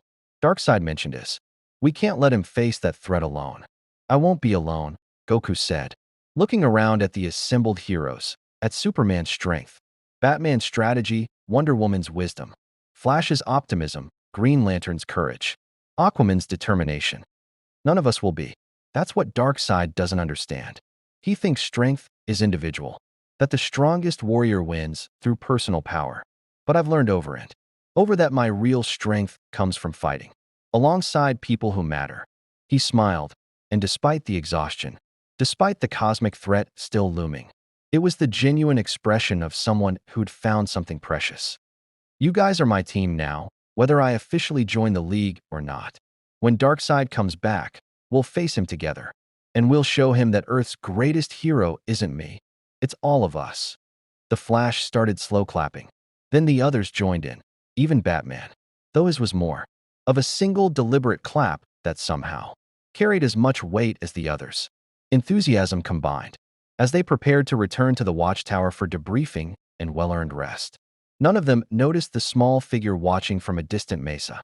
Lashina stood in her repaired armor, the SDAR Lab's monitoring devices, deactivated through methods Wonder Woman would want to investigate later, and watched Goku interact with Earth's heroes, saw his easy camaraderie, his genuine care, his absolute conviction that protecting others was worth any personal sacrifice. Saw everything Apocalypse had tried to beat out of her across decades of brutal training. She touched her wrist, where Goku's hand had rested when he'd told her she could choose who to be. The gesture had lasted maybe 3 seconds, but it had carried more genuine compassion than she'd experienced in her entire existence under Darkseid's rule. You really believe it, don't you, Scion? She whispered to the desert wind. That people can change. That mercy isn't weakness. That protecting others makes you stronger instead of vulnerable. Her eyes hardened with determination that was hers alone, not programmed, not coerced, but chosen. Then I'll prove you right. I'll become someone worthy of that belief, even if it takes the rest of my life. She activated her own boom tube, not to Apocalypse, never again to Apocalypse, but to the coordinates Wonder Woman had given her. A safe house, a second chance, a future that was hers to define. The portal closed behind her, and the Nevada desert returned to silence. The battle was over. The invasion repelled. Earth saved through a combination of Scion's speed and Justice League unity. But in the back of everyone's minds, a countdown had begun. Darkseid had promised to return. And when he did, when the Lord of Apocalypse came to Earth seeking personal combat with the Scion, who defied him, the entire universe would hold its breath to see whether pure hearts could stand against absolute evil. 6 weeks passed in a rhythm of preparation and paranoia. The world knew something had happened. You couldn't hide. Parademons appearing across major cities, even if most had been destroyed before causing significant damage. The official story, coordinated between the Justice League and various governmental agencies, was that a dimensional incursion had been rapidly contained through coordinated superhero response. The unofficial truth, whispered in intelligence agencies and secret facilities worldwide, was that Earth's newest hero had prevented an apocalypse through sheer speed and determination. Goku's fame had transcended celebrity and entered mythology, but the Scion himself seemed oblivious to his legendary status. He spent his days training, sometimes at the Fortress of Solitude with Superman, sometimes on Themyscira where Wonder Woman and her Amazon warriors provided sparring partners who wouldn't break easily, sometimes in the Nevada desert alone, pushing his transformations further. He'd achieved Super Saiyan 3 once during a particularly intense session, the transformation's power causing earthquakes felt as far as California. Batman had not been pleased about the seismic activity. Superman had been fascinated by the sheer amount of energy Goku could channel. The Justice League had offered him official membership 3 times. 3 times he'd politely declined, explaining that he worked better as an independent ally, available when needed, but not bound by protocols or committee decisions. Batman had seemed relieved by this answer. Superman had seemed disappointed but understanding. Wonder Woman had simply nodded, recognizing a fellow warrior who fought best when following their own code. It was during one of these training sessions, Goku sparring with Superman high above the Atlantic Ocean, both moving at speeds that created sonic booms like artillery fire, that the first sign appeared. Superman threw a punch that could have shattered continents. Goku blocked it, the impact creating a shockwave that pushed ocean water away in a perfect circle hundreds of feet wide. They broke apart, both grinning with the joy of facing an equal opponent, when Clark suddenly froze mid-flight. "What is it?" Goku asked, his Super Saiyan aura dimming as he read the concern on Superman's face. "The Watchtower. Emergency signal." Superman's eyes went distant, clearly listening to something through his Justice League communicator. His expression darkened. Boom tube detected. Not an invasion, single portal, massive energy signature. Goku, he met the Scion's eyes. It's opening directly over Metropolis, and the energy coming through. Goku felt it then, his key sensing finally catching up to Superman's technological advantage. That familiar cold malevolence, but concentrated now, focused. Not an army spreading across the planet, but a single overwhelming presence that made even the sun seem dim by comparison. "Darkseid," Goku whispered. "He's here," Superman confirmed, already accelerating toward Metropolis. And he's alone. No Furies, no Parademons, no army. Just him. They broke the sound barrier simultaneously, racing back toward the city of tomorrow. Below them, the Atlantic became a blur. Then the coast. Then the familiar skyline of Superman's adopted home came into view. And above it, hanging in the midday sky like a wound in reality itself, a boom tube yawned open. Through it stepped Darkseid, and the world held its breath. He looked exactly as Goku remembered, 9 feet of living stone and malice. eyes burning with Omega energy, armor that seemed to drink in light. But something was different this time. The Lord of Apocalypse wasn't arriving for conquest or display. His posture was that of someone arriving for an appointment they fully intended to keep. Superman and Goku touched down on the Daily Planet roof as the boom tube closed behind. Darkseid, the new god, hovered there, gravitational manipulation keeping him aloft, and surveyed Metropolis with the expression of someone examining a chessboard before making their final move. Son Goku. Darkseid's voice rolled across the city, amplified through some cosmic power to ensure everyone heard. I have come, as promised, to collect our debt of honor. You challenged me to face you as warriors, without hostages or invasions or manipulation. His eyes blazed brighter. I accept that challenge. Here, now, you and I, in single combat, with the fate of Earth itself hanging in the balance. Superman stepped forward, heat vision already building. Whatever you're planning, Darkseid, it ends here. You're not facing just Goku. You're facing all of us. Am I? Darkseid's tone carried amusement. Strange, because I distinctly recall offering the Scion single combat, warrior to warrior. Adding more heroes to the equation would be dishonorable. And honor matters to you, does it not, Kal-El? His smile was terrible.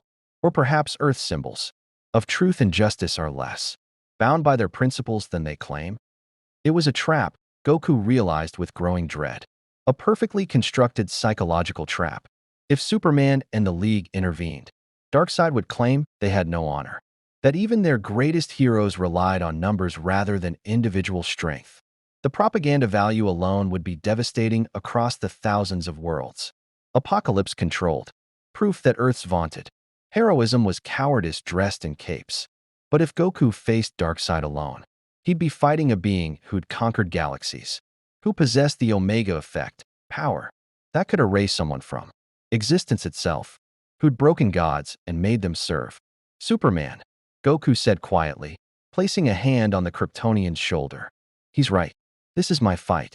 He came here for me, called me out specifically. If you all jump in, it just proves his point that we need overwhelming numbers to face him.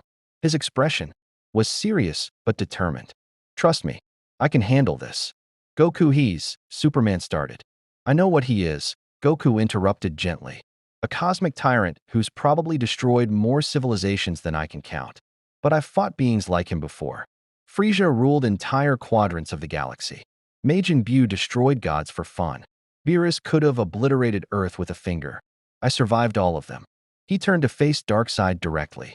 I can survive this too. Through his Justice League communicator, Goku could hear Batman's voice cutting in. Negative. We are not letting you face Darkseid alone. This is exactly what he wants, to isolate you, remove our tactical advantage, and… Batman, Wonder Woman's voice interrupted, and there was steel in her tone. He is right. This is a matter of warrior's honor.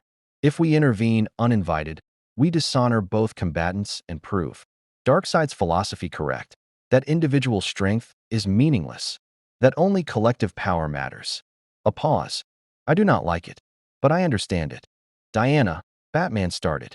The Amazon is wise, Darkseid interjected, clearly listening to their communication. She understands what the detective does not, that some battles must be fought alone, not because of pride, but because the alternative is worse. His eyes fixed on Goku. Well, Scion, will you accept my challenge? Single combat, no interference, until one of us can no longer continue? Or will you hide behind your new friends like a child behind his mother's skirts? Goku felt his Scion blood singing. Every instinct that had driven him from childhood, the desire to test himself against the strongest opponents, to push past his limits, to discover what he was truly capable of, roared in approval. This was what he'd been training for his entire life. A battle against someone who might actually be stronger than him, who could force him to access depths of power he'd only touched briefly. But another part of him, the part that had learned hard lessons through death and resurrection, through watching his son surpass him, through understanding that strength meant nothing if you lost what you were fighting for, whispered caution. Okay, Goku said finally, his voice carrying across the city. I accept. Single combat, just you and me. But not here. Darkseid's eyes narrowed. Afraid of collateral damage? How predictable. Yeah, I am, Goku admitted without shame. There are millions of people in this city. If we fight at full power here, even with the best control, someone's going to get hurt. That's not honor. That's stupidity. He crossed his arms. I'll fight you anywhere else. Empty desert, the moon, deep space, I don't care. But not where innocent people can die because we're too proud to fight smart. For a moment, Darkseid was silent, studying the Scion with those burning red eyes. When he spoke, there was something almost like approval in his tone. You would sacrifice the psychological advantage of fighting before witnesses, before your adopted world's population, who could watch their champion face a god to ensure their safety. He laughed, the sound like continents grinding together. Either you are the most noble fool I have encountered in millennia, or you possess wisdom that belies your simple appearance. Maybe both, Goku said with a slight grin. So, what's it going to be? You want this fight or not? Darkseid gestured, and reality twisted. A boom tube began forming, but unlike the invasion portals, this one felt different, more stable, more permanent. Through it, Goku could see a landscape of fire and darkness, towering structures built from suffering itself, and a sky the color of dried blood. Apocalypse, Darkseid announced. My world, my throne. We will fight in the arena of unending sorrow, where I have broken champions from across the multiverse. His smile was predatory. There, Scion, you will face me at my full power. With no Earth to protect, no distractions, no mercy. Fight until you win, lose, or die. Those are the only outcomes. Superman grabbed Goku's arm. Don't do this. It's his territory, his rules, his advantage. He'll have every advantage. Goku finished, but he was smiling. Yeah, I know. That's what makes it exciting. He looked at Superman, and his expression softened. Clark, I appreciate you wanting to help. Really, I do. But this is who I am. I'm a Scion. We fight strong opponents in impossible situations because that's when we grow the strongest. If I back down from this challenge because it's too dangerous or too unfair, I might as well stop being a warrior entirely. There's a difference between being a warrior and being suicidal. Batman's voice crackled through the comms. Maybe, Goku acknowledged. But there's also a difference between calculated risk and cowardice. This is calculated risk. I've fought on enemy territory before. Frisia's ship, Majin Buu's dimension. The world of Void. During the Tournament of Power. Being on his home turf doesn't automatically mean I lose. He gently removed Superman's hand from his arm. Besides, if I don't do this, he'll just come back with another invasion. Another impossible choice. This way I end it. Win or lose, at least it's settled. Wonder Woman had arrived during this exchange, descending from the sky with her lasso of truth glowing. She studied Goku intently, then turned to Darkseid. You swear, by whatever dark powers you serve, that this will be single combat without treachery? That you will not use proxies, mind control, or external forces to corrupt the battle's integrity? Darkseid actually laughed at that. I swear by the source itself, the power that underlies all reality, that I will face the Scion in honest combat. No tricks, no manipulation, no treachery. His expression hardened. But understand, Amazon, honest combat on Apocalypse, is still combat against a god who has conquered 1,000 worlds. The Scion will have honor in his defeat. He will not have victory. We'll see about that, Goku said, stepping toward the boom tube. His body was already beginning to glow with golden energy, preparing for the transformation he'd need. But yeah, I accept your terms. Let's do this. Goku, wait. The Flash had arrived, vibrating with anxiety. At least let us monitor the fight. We can't help. Fine, but we should be able to watch, right? Make sure Darkseid keeps his word about no treachery. Darkseid considered this, then nodded slowly. Very well. I will allow observation. Let Earth watch as their newest champion learns the futility of resistance. He gestured, and the boom tube expanded, showing a massive arena carved from black stone, surrounded by towers where billions could watch. The arena of unending sorrow holds audiences from across my empire. Let your Justice League bear witness as well. Perhaps they will learn from the Scion's example. Cyborg's voice came through, strained. Boss, I can tap into Apocalypse's broadcast feed. We'll be able to see everything from the watchtower. A pause. Are you absolutely sure about this? Goku looked back at the assembled heroes. Superman with his concern barely masked by stoic determination. Wonder Woman with her warriors' respect and worry. Batman's aircraft circling. Overhead radiating disapproval. So intense it was almost tangible. Flash vibrating with nervous energy. And he could sense Green Lantern and Aquaman approaching fast. Yeah, he said simply. I'm sure. Because if I don't do this, if I let fear or caution stop me from facing the strongest opponent I've encountered, then I'm not the hero Earth thinks I am. I'm just a guy with power who's too scared to use it when it really matters. His smile returned, warm and genuine despite the cosmic stakes. Trust me, I've got this. Superman met his eyes, and something passed between them, understanding from one alien who'd found home on Earth to another. Then go, Clark said quietly. Show him what Earth's heroes are made of. And Goku, his voice strengthened.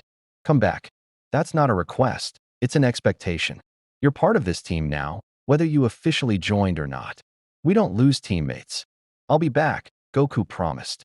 Probably hungry enough to eat everything in the Watchtower cafeteria, but I'll be back.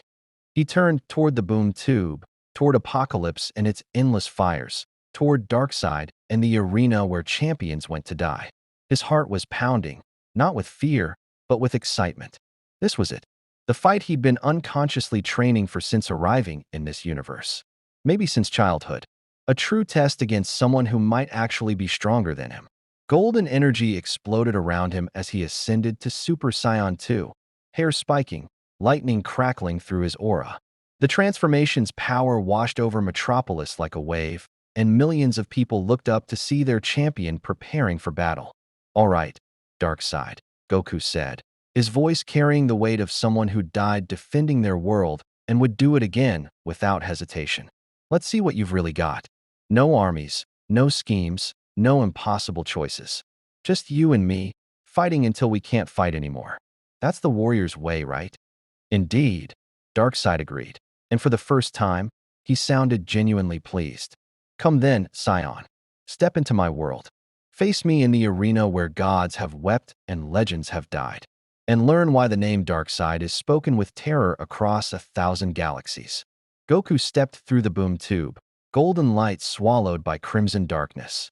Superman moved to follow, instinct overriding strategy, but Wonder Woman caught his arm. No, she said firmly. This is his battle. We honor it by bearing witness, not by interfering. Our turn will come if he falls. But we must give him the chance to prove that Earth's newest champion is worthy of that title. The portal began to close, but not before Goku's voice echoed back, carrying impossible confidence and undeniable joy. Hey, Superman, when I get back, you and me are sparring again. This fight's going to make me way stronger, and I want to see if you can keep up. Then the boom tube sealed, and the Scion warrior was gone, transported to a world of fire and tyranny, to face a god who had broken civilizations. In the Watchtower, screens flickered to life, showing the arena of unending sorrow.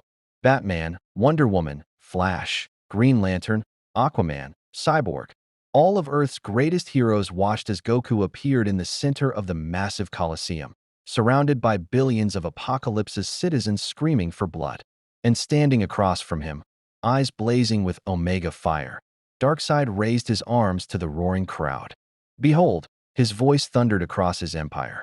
The Scion who defied Apocalypse, who chose honor over submission, who believes his simple strength can stand against a god. The crowd's roar intensified, a sound like reality screaming. Let his defeat be proof that free will is illusion, that all resistance is futile, that Darkseid is. Goku powered up further, his aura exploding outward. Golden energy pushing back against the darkness of Apocalypse itself. When he spoke, his voice carried across dimensions, reaching the Watchtower, reaching Earth, reaching every being watching this impossible confrontation. I don't fight for proof or philosophy. I fight because protecting people is right, because testing myself makes me stronger, and because someone has to stand up to bullies like you. His power spiked higher, lightning intensifying. So come on, Darkseid. Stop talking and show me what the Lord of Apocalypse can really do. I'm ready. The arena fell silent. Then Darkseid smiled, a terrible expression that had preceded The fall of empires, and his own power erupted. Dark energy swallowing light. Omega effect manifesting as red lightning that made even Goku's golden aura flicker. Very well, Scion, Darkseid said, his voice carrying absolute finality. Your wish is granted. They charged simultaneously, and the universe held its breath as hope met. Tyranny in combat. That would determine the fate of more than just one planet. The true battle had finally begun. The first collision shattered reality. Goku's fist met Darkseid's palm, and the shockwave vaporized the black stone floor for 100 yards in every direction. The arena of unending sorrow built to withstand attacks that could level planets, cracked from foundation to highest tower. Billions of apocalypse. Citizens watching from the surrounding stands felt the impact in their bones. A visceral reminder that they were witnessing combat between beings who existed beyond normal physical laws. In the watchtower, screens flickered from the electromagnetic interference. Batman's jaw clenched as he watched the data streaming. Across his monitors, energy, readings that exceeded anything in his files. Force calculations that made nuclear weapons look like firecrackers. Wonder Woman stood motionless, her warrior's instincts analyzing every movement. Superman's fists were clenched so tight his knuckles had gone white, and the Flash had stopped vibrating entirely, frozen in awe at the sheer scale of what they were witnessing. His power level just spiked 40%, Cyborg reported, his mother box interface struggling to process the readings. That transformation, Super Saiyan 2, it's not just cosmetic. The energy output is exponentially higher than his base form. And Darkseid, Batman demanded. Still rising, Cyborg said quietly. He's not even at full power yet. In the arena, Goku and Darkseid separated, circling each other like celestial predators. The Scion's golden aura crackled with lightning, while dark energy coiled around the Lord of Apocalypse like living shadow. They'd tested each other with that first exchange, felt each other's strength, measured each other's resolve. Impressive, Darkseid acknowledged, his stone face betraying nothing but his eyes glowing brighter. You possess physical power comparable to Kryptonian might, perhaps even exceeding it. But power alone has never been sufficient to defeat Darkseid. Good thing I've got more than just power, Goku replied, dropping into his signature fighting stance. I've got technique, experience, and about 30 years of martial arts training from the best teachers in existence. Technique. Darkseid's laugh was contemptuous. Mortal Kombat philosophy. Fists and feet arranged in pretty patterns. I have conquered universes, Scion. Your technique is dust before the Omega effect.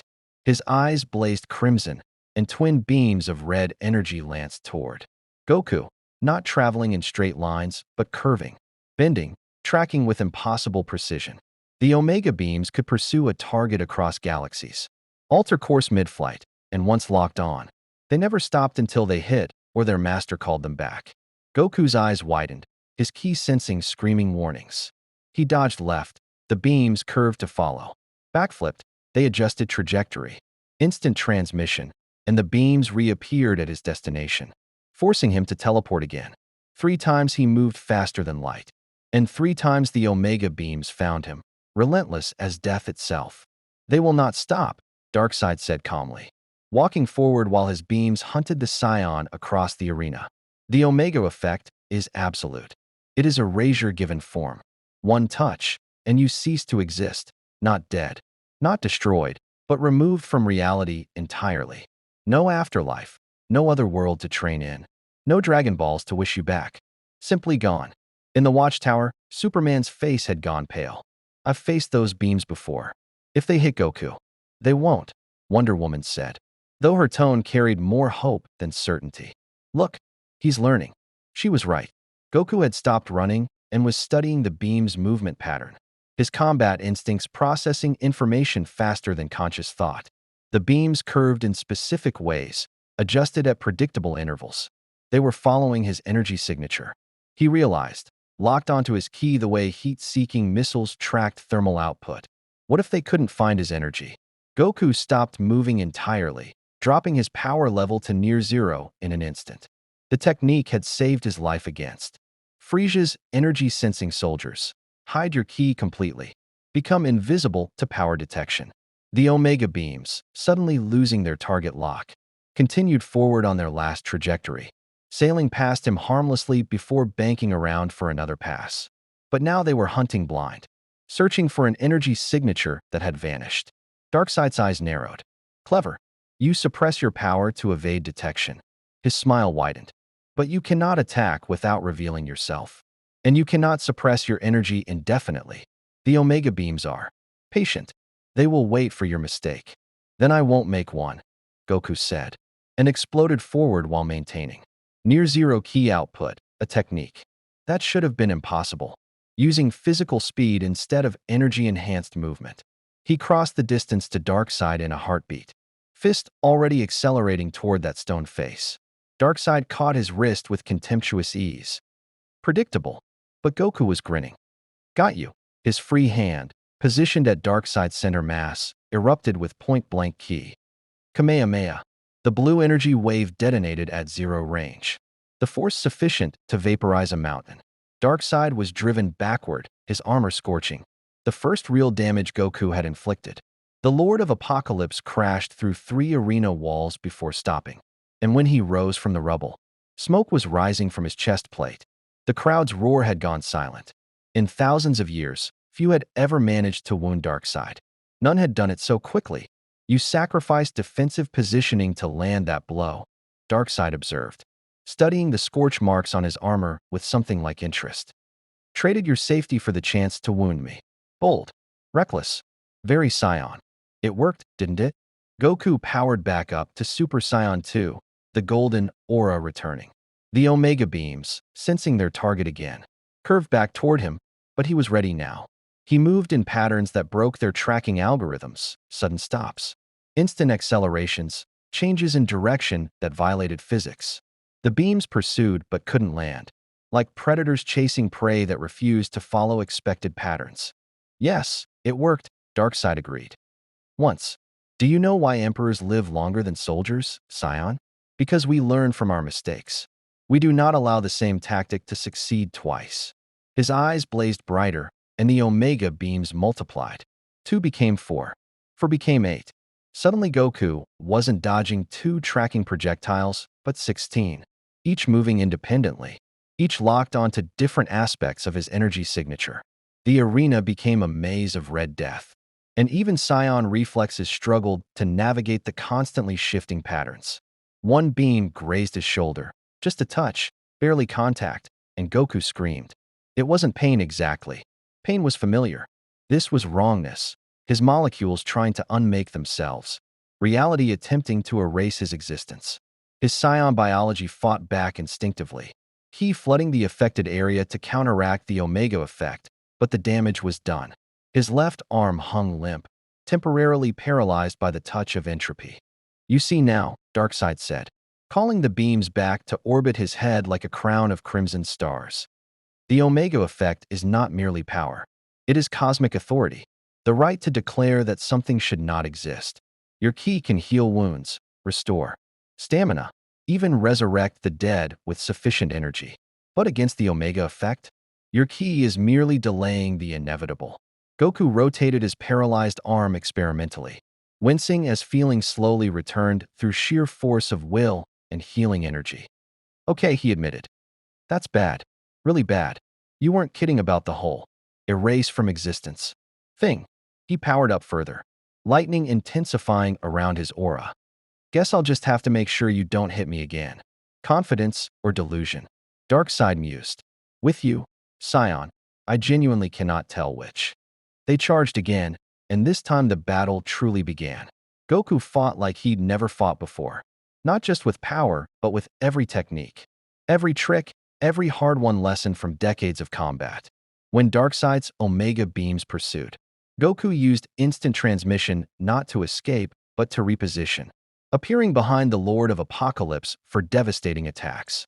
When Darkseid's physical blows came, each one carrying strength that could shatter moons, Goku didn't block, but redirected, using his opponent's momentum against him the way Master Roshi had taught.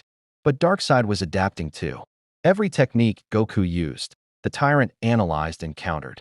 Instant transmission, Darkseid started predicting arrival points. Attacks waiting where Goku materialized. Redirect momentum? Darkseid adjusted his strikes to be unredirectable, pure force that had to be met head-on or dodged. Energy attacks? The Omega effect could detonate key blasts before they reached their target, turning Goku's own techniques into hazards. In the watchtower, the heroes watched in growing dread. "He's holding his own," Flash said, trying for optimism. "Goku's actually fighting evenly with Darkseid. That's incredible." "No," Batman said grimly. "Look at the long-term trends. Goku's landed 47 successful strikes. Darkseid has only landed 12. But Goku is breathing harder, moving slightly slower, while Darkseid's combat efficiency remains constant." His voice carried the weight of tactical analysis, delivering bad news. Darkseid is a new god. He doesn't tire. Goku, for all his power, is still fundamentally biological. The longer this goes, the more the advantage shifts.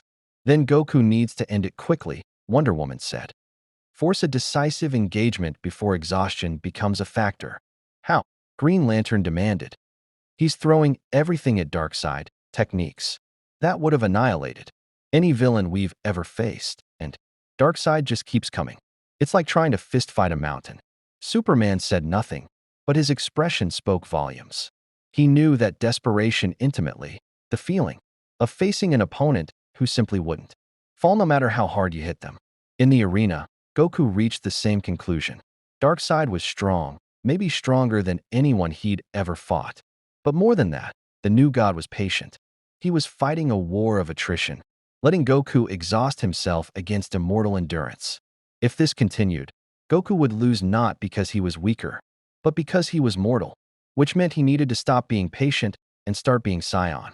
"All right," Goku said, floating backward to create distance. "No more testing. No more holding back. You want to see what I'm really capable of? Let's do this properly." His aura exploded outward, golden energy becoming a pillar of light that pierced Apocalypse's blood-red sky. His power level, already astronomical, began climbing higher. Super Saiyan 2's lightning intensified, crackling with such force that the air itself ionized. His hair grew longer, sharper, more savage. His eyes shifted from teal to a harder, colder blue, and his scream echoed across dimensions as transformation consumed him. "Ha-ah-wa-ya." Super Saiyan 3. The arena floor shattered. The remaining walls crumbled. Billions of Apocalypse citizens were thrown from their seats by the pressure wave. And across the planet, alarms screamed warnings about catastrophic energy readings. In the watchtower, every monitor went white from the feedback, and Cyborg's mother box interface began smoking from the overload. When the light faded, Goku stood transformed. His hair had grown down to his waist, golden and wild. His eyebrows had vanished, giving him an almost alien appearance. His muscles had swelled slightly, every fiber visible beneath his GI. And his power? Impossible. Darkseid breathed, and for the first time, genuine surprise colored his voice. "Your power just increased by a factor of 4. That transformation, it is not merely enhancement. It is evolution."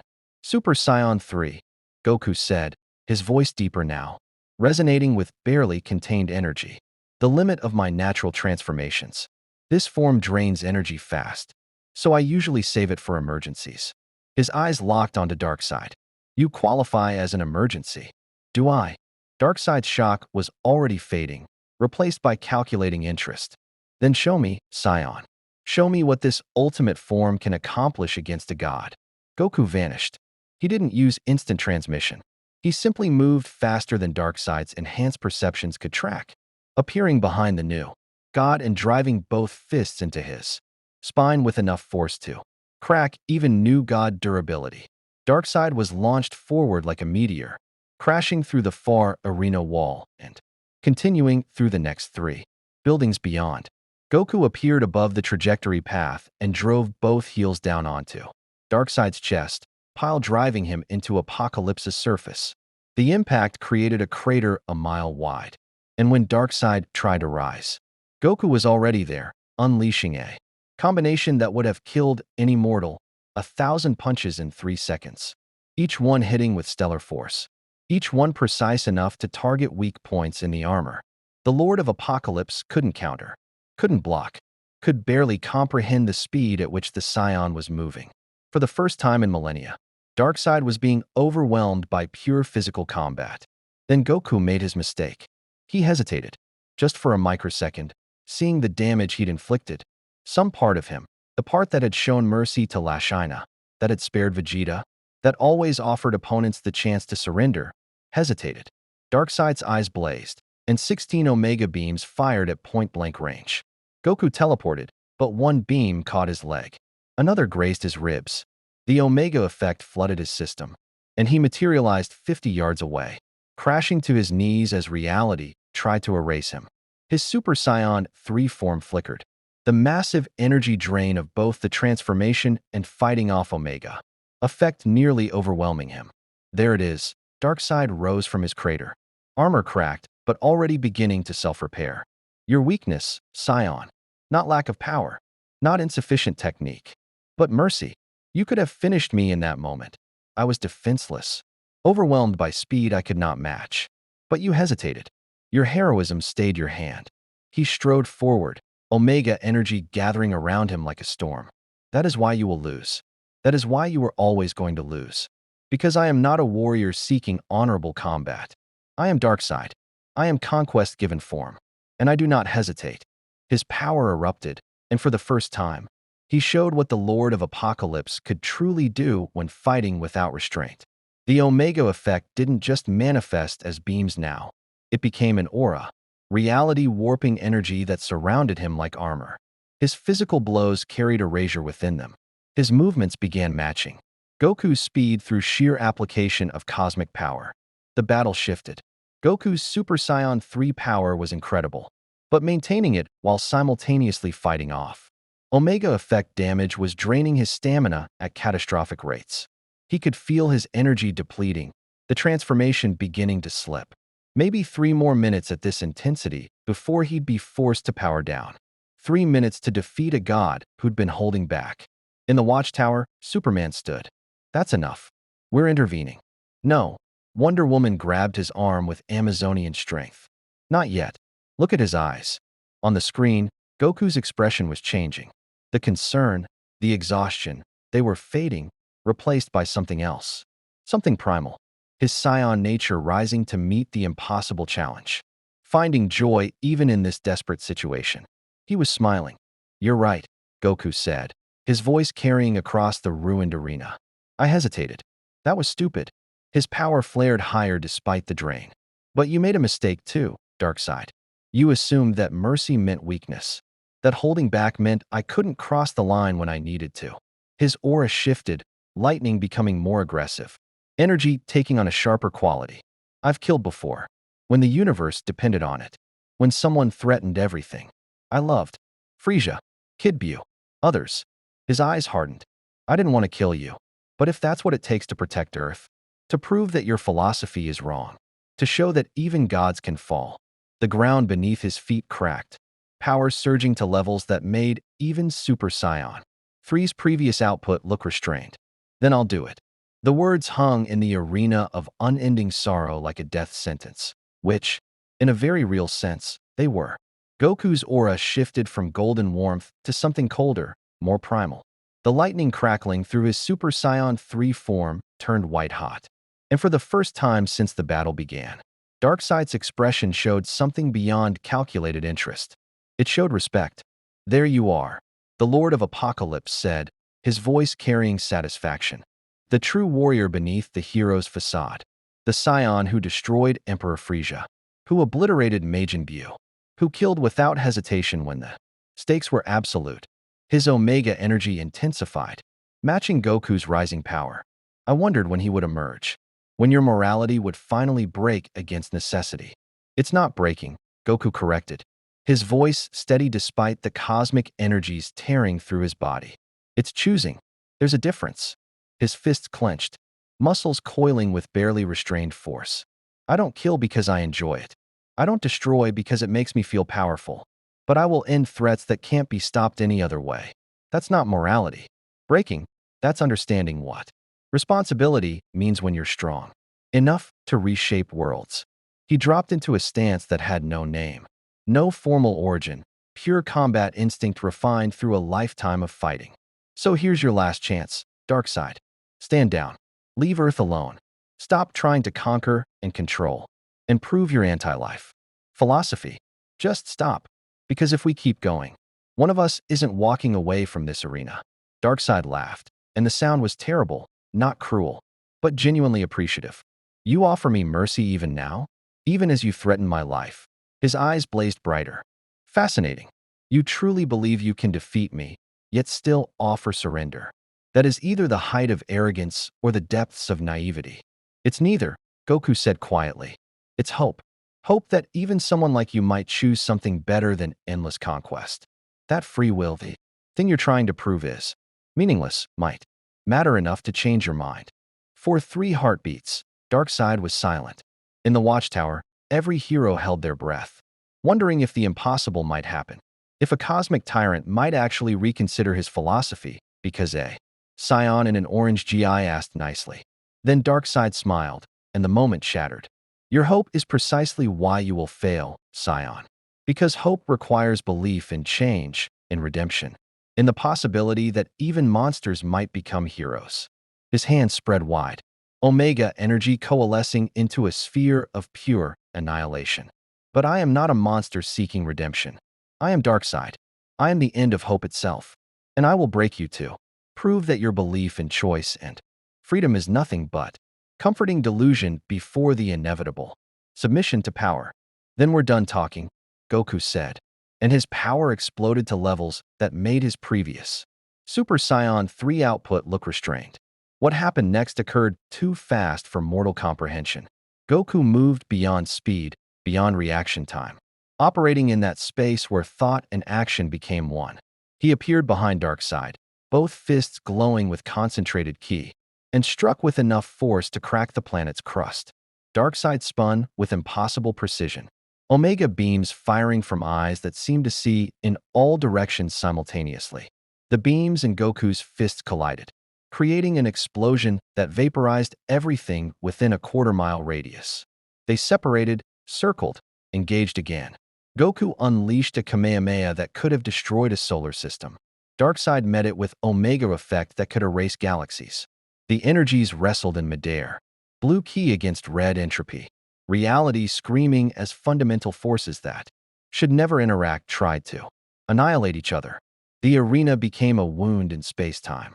And across apocalypse, lesser beings fled as their world began tearing itself apart from the sheer power being unleashed. In the watchtower, alarms screamed warnings about dimensional instability. The battle wasn't just physical anymore. It was threatening the fabric of reality itself. They're going to destroy Apocalypse, Cyborg reported, his voice tight with stress. The energy output is exceeding anything my systems can measure. If they keep escalating, they'll create a singularity, Batman finished grimly, collapsing space-time into a black hole that could consume entire star systems. We need to trust him, Superman interrupted, his eyes never leaving the screen. Look, he knows. Goku knows what he's doing. Clark was right. Even in the midst of apocalyptic combat, Goku was fighting with precision. Every energy blast was angled to direct force away from Apocalypse's populated areas. Every physical exchange positioned to minimize collateral damage. He was fighting a god while simultaneously protecting the very people who served that god. Darkseid noticed too. Still holding back, he observed between exchanges that could have shattered moons. Even now, even against me, you protect those who would see you destroyed. Why? Because they're not my enemies, Goku panted. Super Saiyan 3 form finally beginning to show serious strain. You are. They're just people who never got a choice about serving you. If I kill them while trying to stop you, I'm no better than the tyrants I've spent my life fighting. He teleported behind Darkseid, not with instant transmission, but with pure speed, and drove his elbow into the new god's spine with surgical precision. Darkseid staggered, armor finally beginning to crack in multiple places. And for the first time, green ichor, new god blood, dripped from stone flesh. Impressive, Darkseid acknowledged. His voice carrying pain, he refused to show an expression. You have wounded me more severely than any being in millennia. The Kryptonian never managed this. The Amazon warrior came close, but failed. Even the Green Lantern Corps at full strength could not accomplish what you have done alone. He turned, and his eyes carried something terrifying. Not anger, not even injury, but excitement. You have earned my respect, Son Goku. Not as an opponent to be broken, but as a warrior to be destroyed with full honors. For that gift, I will show you something I have shown only twice before. The true extent of Darkseid's power. His body began to glow, not with Omega energy, but with something deeper. The anti-life equation. Not the complete formula that could enslave all reality, but fragments of it, integrated into his very being. Mathematical proof of despair given physical form. The air around him began to die, color leaching from existence. Hope itself becoming harder to maintain. Goku felt it immediately, not as power to fight against, but as weight on his soul. The equation whispered truths, that everyone he loved would die eventually, that all his victories were temporary, that suffering was the only constant in existence, that fighting was pointless because evil always returned, that hope was just self-delusion before inevitable despair. His Super Saiyan 3 form flickered dangerously. The transformation was sustained not just by ki, but by will. And the anti-life fragments were attacking will itself. This is the universe's truth. Saiyan. Darkseid's voice came from everywhere and nowhere. The equation making even sound feel oppressive. Life equals suffering. Hope equals delusion. Freedom equals chaos that must be ended. You fight for meaning in a meaningless cosmos. You protect people who will die anyway. You inspire hope that will inevitably be crushed. Your entire existence is fighting against the ultimate truth. That dark side is absolute, and resistance is merely the universe's way of creating suffering before submission. Goku's transformation dropped to Super Saiyan 2, then flickered toward base form. His breathing was labored, not from physical exhaustion, but from existential weight. The equation was forcing him to confront every doubt he'd ever had, every moment where his strength hadn't been enough, every person he'd failed to save. In the watchtower, Superman was already moving toward the boom tube controls. That's enough. I'm going in. Wait. Wonder Woman's hand caught his shoulder, her grip iron strong. Look at his hands. On screen, Goku's fists were still clenched. His body might be failing, his transformation might be dropping, but his fists remained clenched, still ready to fight, still refusing to submit. And then he laughed. It started quiet, barely audible over the equation's oppressive whispers, but grew stronger. Goku, surrounded by mathematical proof of despair, being crushed by the weight of absolute cosmic truth, laughed with genuine amusement. You know what's funny? He said, his voice carrying despite the anti-life pressure. You're right. About all of it. Everyone I love will die someday. My victories are temporary. Evil keeps coming back. Suffering exists. Life is hard. His power began rising again. Golden energy pushing back against the equation's darkness. But you left out the most important part, Darkseid. The part that makes all of that okay. Super Saiyan 2 stabilized, then began climbing towards Super Saiyan 3 again. Transformation reigniting through sheer force of will. The part you left out, Goku continued, his voice strengthening, is that I get to fight alongside people who matter. That I get to protect my friends and family while they're alive. That every victory, even temporary ones, creates moments of real happiness. That evil coming back means I get to beat it again. That suffering exists, but so does joy and laughter, and the feeling you get when you push past your limits and become stronger than you ever thought possible. His transformation completed. Super Saiyan 3, fully manifested again despite the anti-life equation's oppression. Goku's eyes blazed with something the equation couldn't quantify, couldn't break, couldn't understand. Simple, stubborn, unconquerable joy in being alive.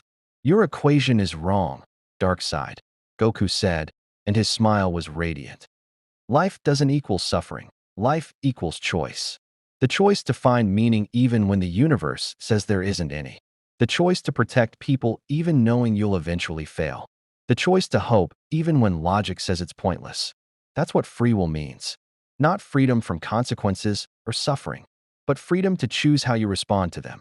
He powered up to levels that should have been impossible under anti-life suppression, his aura pushing back the Mathematical darkness through sheer irrational defiance. So yeah, your philosophy might be true, but I choose not to care. I choose to keep fighting anyway. I choose to believe that protecting people matters even if they die eventually. I choose hope over your equations. And in that moment, something impossible happened. The anti-life fragments in Darkseid's power flickered, not defeated, not destroyed, but confronted with something they couldn't account for. A being who acknowledged their truth and chose joy anyway. Darkseid's eyes widened infinitesimally, the most surprise he'd shown in eons. You? You comprehend the equation's truth and reject it through sheer irrational will? That should be impossible. Logic cannot be defeated by emotion. Mathematics cannot be overcome by sentiment. Maybe not, Goku admitted, settling into his final stance. But I'm not logical, I'm not mathematical, and I'm definitely not sentimental. I'm just a scion who loves fighting, loves protecting people, and loves proving that impossible. Things are only impossible until you do them anyway. His energy gathered for one final technique, not the Kamehameha, not any named attack, but pure concentrated ki shaped by decades of martial arts mastery and scion instinct. So here's my answer to your anti-life equation, Darkseid. Here's what free will looks like when it stops trying to prove itself through logic and just chooses to exist anyway. Darkseid's Omega energy gathered in response, all his power condensing into one final strike. Two cosmic forces, one representing entropy and the inevitability of submission, one representing irrational hope and the stubborn refusal to kneel, prepared to collide with enough force to rewrite reality. Come then, Scion, Darkseid roared, and his voice carried across dimensions. Show me this will you prize so highly. Prove that choice matters against inevitability. Demonstrate that your hope can stand against absolute proof of its futility. And when you fail, when you kneel before Darkseid, you will understand that free will was always the cruelest joke the universe ever told. Or, Goku said, his power reaching its absolute zenith. I'll beat you, go back to Earth. Eat about 40 burgers, and prove that free will's joke is on you. They charged. The collision of their final attacks created a light visible across half of Apocalypse. The explosion that followed registered on seismic equipment across 3-star systems. Reality itself bent, broke, and screamed as ki that could fuel suns met Omega effect that could erase galaxies. For 10 seconds, physics stopped working correctly in the arena of unending sorrow. Time dilated, space compressed, cause and effect became negotiable concepts. Then silence. The arena floor was gone, vaporized down to bedrock. The surrounding structures had collapsed into rubble. The billions of spectators who'd been watching had either fled or been evacuated by Apocalypse's automated defense systems. Only the central platform remained, scarred and cracked but intact. In the watchtower, screens had gone black from the feedback. Cyborg was frantically working to restore the feed, his hands moving faster than humanly possible. Come on, come on. Got it. Visual restored. The image flickered back to life, and every hero leaned forward. In the center of the destroyed arena, Darkseid knelt. His armor was shattered, ichor flowing from dozens of wounds. His eyes still burned with Omega fire, but dimmer now, flickering like candles in a storm. And standing over him, swaying but still on his feet, golden aura barely visible but present. Goku. His GI was in tatters. Blood ran from a dozen wounds, some still trying to erase him from existence through lingering Omega effect. His Super Saiyan 3 transformation had dropped, leaving him in base form, barely conscious. But he was standing, and Darkseid was kneeling. You? Darkseid's voice was a whisper, carrying disbelief and something that might have been awe. You actually defeated me, forced the Lord of Apocalypse to his knees. That should be impossible. I am inevitable. I am absolute. I am beaten. Goku finished, every word an effort. You're beaten, Darkseid. Took everything I had, and I'm pretty sure I'm going to pass out in about 30 seconds. But I beat you. He smiled through blood and exhaustion. Guess free will isn't such a joke after all. Darkseid stared up at him, and in those burning red eyes, calculation warred with something the Lord of Apocalypse had rarely experienced. Acknowledgement of genuine defeat. What now, Scion? Will you kill me? Erase Apocalypse's ruler and leave this empire to collapse in a civil war? Millions would die in the resulting power vacuum. Or will you show mercy, allow me to live, and risk my inevitable return? It was the impossible choice again, different context. But same fundamental problem.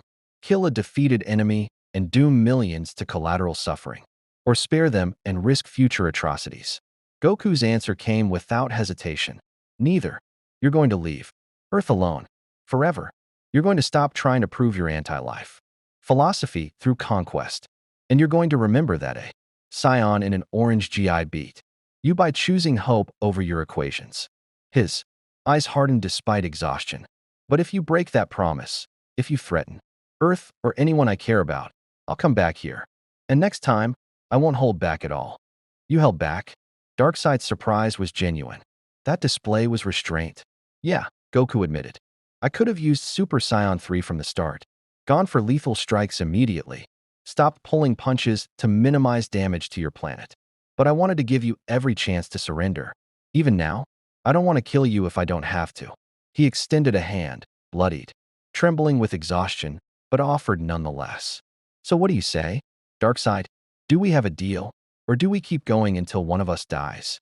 The Lord of Apocalypse stared at that offered hand, at the impossible mercy extended by someone who'd earned the right to show none. At free will manifest as the choice to offer redemption even to cosmic tyranny itself.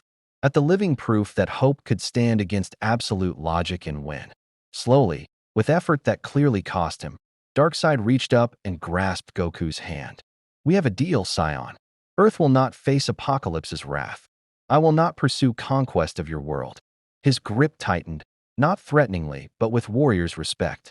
But know this, you have not proven the anti-life equation wrong. You have merely demonstrated that a rational will can, on occasion, overcome rational truth. That is not victory, that is anomaly. Call it whatever you want, Goku said, helping Darkseid to his feet through sheer stubborn determination. I just call it hope. They stood there, both barely upright, surrounded by destruction they'd created, proof of cosmic forces that could reshape reality. And in that moment, something shifted. Not friendship, not even respect exactly, but recognition. Two beings who'd fought at the absolute peak of their capabilities, pushed each other further than either thought possible, and found that the battle meant something beyond victory or defeat. Then Goku's legs gave out, and he collapsed. Superman, who'd finally been able to access a functioning boom tube, caught him before he hit the ground. I've got you, Clark said quietly, and Goku smiled up at him through barely conscious eyes. Told you, I'd come back, for those burgers. Then darkness claimed him. The scion who'd defeated a god fell unconscious in the arms of Earth's original champion, and the universe held its breath to see what would come next. Goku woke to the smell of coffee and bacon, which seemed impossibly mundane after fighting a cosmic tyrant in an arena literally named Unending Sorrow. His eyes opened slowly, adjusting to soft light that was definitely not the blood-red sky of Apocalypse. White ceiling, clean sheets, the gentle hum of advanced medical equipment. And standing at the foot of his bed, arms crossed but expression gentle, Superman. Welcome back, Clark said, and his smile was genuine relief. You've been unconscious for 18 hours. The medical team wasn't sure when, or if, you'd wake up. Apocalypse's medical scans showed cellular damage at levels that should have been fatal. Goku sat up, wincing as his body reminded him exactly how hard he'd pushed it. His torso was wrapped in bandages that glowed faintly with some kind of Kryptonian healing technology. Should have been fatal, but wasn't. Story of my life. He grinned despite the pain. Where am I? Watchtower. SDR Labs medical facility, Superman replied. We brought you back to Earth immediately after the fight. Batman wanted you in a controlled environment where we could monitor your recovery and ensure no lingering Omega effect damage. He pulled up a chair. Goku, what you did was incredible and incredibly reckless, and maybe the bravest thing I've ever witnessed. Which part? Fighting Darkseid or offering to help him up after? Both, Superman admitted. Most people, most heroes, would have either killed him or left him there. You chose a third option that shouldn't have been possible. You turned a fight, to the death, into an agreement. That might actually prevent future wars. He shook his head, something like wonder in his expression. How did you know he'd accept your hand? He could have killed you in that moment. You were exhausted, vulnerable, completely defenseless. Goku was quiet for a moment, remembering.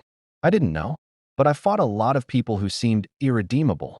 Frieza, Vegeta, Majin Buu, even gods who wanted to destroy everything. And I learned that most beings, with that much power, got that way through some kind of pain or emptiness. Darkseid, he searched for words. Darkseid believes the universe is meaningless suffering. That free will is a delusion. And you know what? I think part of him wants to be proven wrong. Wants someone to show him that choice and hope actually matter. So I gave him that proof. Offered him a choice, freely made, without coercion. And he took it, Superman said softly. The Lord of Apocalypse, who's conquered 1,000 worlds, accepted mercy from someone he tried to kill. He met Goku's eyes. You realize what this means, right? You didn't just win a fight. You potentially changed the trajectory of an intergalactic empire.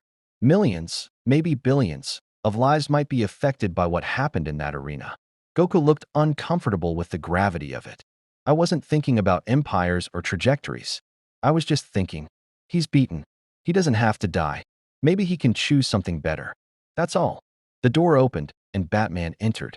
Cal pulled back to reveal Bruce Wayne's stern features. Behind him came Wonder Woman, her armor somehow pristine despite the chaos of recent weeks. The Flash vibrated in next, carrying what looked like 50 burgers stacked impossibly high. Green Lantern and Aquaman followed, with Cyborg's holographic form manifesting from the room's technology. The conquering hero awakens, Batman said dryly, though his tone carried something almost warm underneath. You broke 17 bones, suffered organ damage that would have killed a normal human 3 times over, and sustained Omega effect exposure that's still slowly erasing cells we're having to continuously regenerate with. Kryptonian medical technology. Next time you want to prove a point about free will, maybe do it without nearly dying. Noted, Goku said, grinning. But in my defense, I did. Win. You did, Wonder Woman acknowledged, and her smile was radiant. I watched every moment of that battle, Scion. You fought with the skill of someone, trained for centuries, and the heart of a true hero. When you extended your hand to Darkseid, I have seen such gestures from the greatest warriors of myth, but never to an enemy of such magnitude. You honored the warrior's code while maintaining the hero's compassion. That is exceedingly rare. The entire world watched, Flash added, setting the burger tower down on the bedside table. Well, not live. The dimensional broadcast cut out a few times from interference, but Cyborg recorded everything, and it's been analyzed by every intelligence agency, military strategist, and superhero team on the planet. You're officially the most famous person on Earth, possibly in the galaxy. Great, Goku muttered, eyeing the burgers with obvious interest. Can I be the most famous person on Earth after eating? I'm starving. Fighting gods really works up an appetite. Eat, Superman said, moving the burgers closer. You've earned it. All of it. As Goku tore into the food with characteristic enthusiasm, the heroes exchanged glances. Batman cleared his throat. Before you finish your meal, we need to discuss something. The Justice League would like to make you an offer. Again. 4th time. But circumstances have changed. Goku paused mid-bite. I already told you guys, I work better independently. We're not offering standard membership, Batman interrupted. We're offering something different. A formal alliance. You maintain your independence, fight on your own terms. But we coordinate when global or cosmic threats emerge. You get access to our resources, intelligence, and backup when needed. We get access to your unique perspective on problem solving, also known as ignoring impossible odds and doing it anyway. Flash added helpfully. It's not a bad strategy when it works, Green Lantern admitted. The Corps wants to establish formal relations with you too, by the way. Word about a warrior who can sense boom tubes and beat. Darkseid has spread across several sectors. They're calling you the Golden Warrior of Earth in the Lantern databases. That's a terrible name, Goku said immediately. I suggested Earth's Champion, but Batman vetoed it. Superman said with a slight smile. Said it was too generic. I suggested the Scion, Aquaman offered. Simple, direct, carries weight. Whatever name they use, Wonder Woman interjected. The point remains. You have proven yourself not just powerful, but wise. You possess a warrior's strength tempered by a hero's heart. The Justice League would be honored to stand beside you, not above you, not commanding you, but as equals facing threats to our world together. Goku set down his half-eaten burger, considering. He'd resisted formal membership before, worried it would tie him down, force him into protocols that didn't match his fighting style. But this wasn't membership, it was partnership, alliance, the freedom to be himself while knowing he had backup when the universe got too dangerous even for Sion. Stubbornness. Okay, he said finally, but I've got conditions. Batman's eyebrow raised. Conditions? First, when I say I want to handle something alone, you trust that judgment, even if it looks crazy. Goku met Batman's eyes. I know you've got contingency plans for me, probably a dozen different ways to take me down if I go rogue. Keep them. That's smart. But also trust that I know my limits and when I need help. Agreed, Batman said immediately, surprising everyone. Your judgment in the arena proved sound. You earned trust through action. Second, Goku continued, I train with whoever wants to spar. Superman, Wonder Woman, whoever. I get stronger by fighting strong opponents. And I think you guys could benefit from learning my techniques too. Power sharing, basically. I would relish such training, Wonder Woman said, her warrior's enthusiasm clear. The Amazons could learn much from your martial arts. And you could perhaps learn from our combat philosophies. Third, and most important, Goku's expression grew serious. If another threat like Darkseid appears, something that requires one person to face it alone for strategic or moral reasons, the team supports that choice. No last-minute interventions out of concern. If someone needs to sacrifice themselves or fight impossible odds, we honor that decision. The room fell silent. Superman's jaw tightened. Goku, we're not going to agree to let teammates throw their lives away. I'm not asking you to. Goku interrupted gently. I'm asking you to trust that sometimes the heroic choice looks like suicide from the outside. When I went to Apocalypse, you wanted to intervene. Batman had a dozen tactical reasons why it was a bad call. But it was the right call. And it worked because you let me make it. He looked around at Earth's greatest heroes. All I'm asking is that we trust each other to know when those moments happen, to support each other's choices even when they're scary. Wonder Woman was the first to nod. The Warriors Code demands such trust. I accept your terms. The Corps operates on similar principles, Green Lantern added. Lanterns often face threats alone because the situation demands it. I'm in. Atlantis honors those who face death for others, Aquaman said. You have my support. Flash vibrated nervously but nodded. I don't like it, but I get it. Yeah, okay. Cyborg's hologram flickered agreement. Makes sense logically. Supported. Superman and Batman exchanged one of their lengthy, silent communications. Finally, Superman sighed. Against my better judgment, agreed. But he pointed at Goku. That doesn't mean we won't plan backup options in case things go wrong. We support your choices, but we also prepare for contingencies. That's fair, Goku agreed. I'd do the same for any of you. He extended his hand, the same gesture. He'd offered Darkseid, now offered to Earth's protectors. So do we have a deal? Earth's heroes, working together but respecting each other's independence. Superman took his hand first, grip firm with warrior's respect. Then Wonder Woman, her Amazon strength matched by Goku's Scion power in perfect equilibrium. Batman's handshake was brief but genuine. The others followed, and in that moment, something crystallized. Not a team in the traditional sense, but an alliance of equals, heroes who understood that. Sometimes the greatest strength came from trusting others to face their battles alone. Welcome to the Justice League, Goku, Superman said formally. Not as a member, but as an ally. Earth's defenders stand with you. And I stand with you guys, Goku replied, grinning. Though fair warning, I'm definitely going to ask all of you to spar at some point. Especially you, Superman. That fight we had over the Atlantic was just getting interesting before. Darkseid interrupted. I look forward to the rematch, Clark said, smiling. But maybe after you've healed completely. I'd rather not fight you while you're recovering from beating a god. Speaking of which, Batman interjected, pulling up a holographic display. We need to discuss the political ramifications.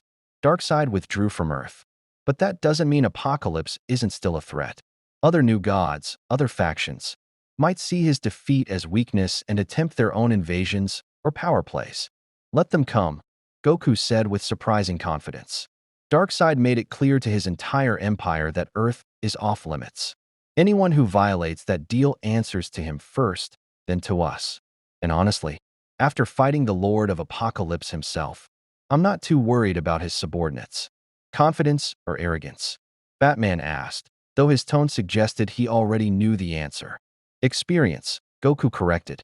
Frisia's empire fell apart after I beat him, but his subordinates weren't nearly as dangerous. They relied on his strength and terror. Without that backing, they were manageable. Same principle applies here. Darkseid's the real threat. Everyone else is just cleanup. Still, Wonder Woman cautioned, we should remain vigilant. New gods are not ordinary beings. Even Darkseid's subordinates possess power that could threaten lesser worlds. Which is why we coordinate, Superman said, bringing the discussion back to practical matters. Goku's instincts are sound. We shouldn't panic about every potential threat, but we should maintain awareness and respond together when necessary. A comfortable silence fell over the room, the kind that came from warriors who'd fought together and knew each other's capabilities. Goku resumed eating his burgers, down to number 23 now, while the others discussed logistics, coordination protocols, and which threats to prioritize. Through the medical facility's windows, Metropolis gleamed in afternoon sunlight. Somewhere out there, millions of people went about their lives, unaware of how close they'd come to apocalypse, protected by heroes who chose to stand between them and cosmic threats, who made impossible choices look routine, who proved again and again that hope wasn't naive, it was necessary. Hey, Goku said suddenly, interrupting a tactical discussion about boom tube detection grids.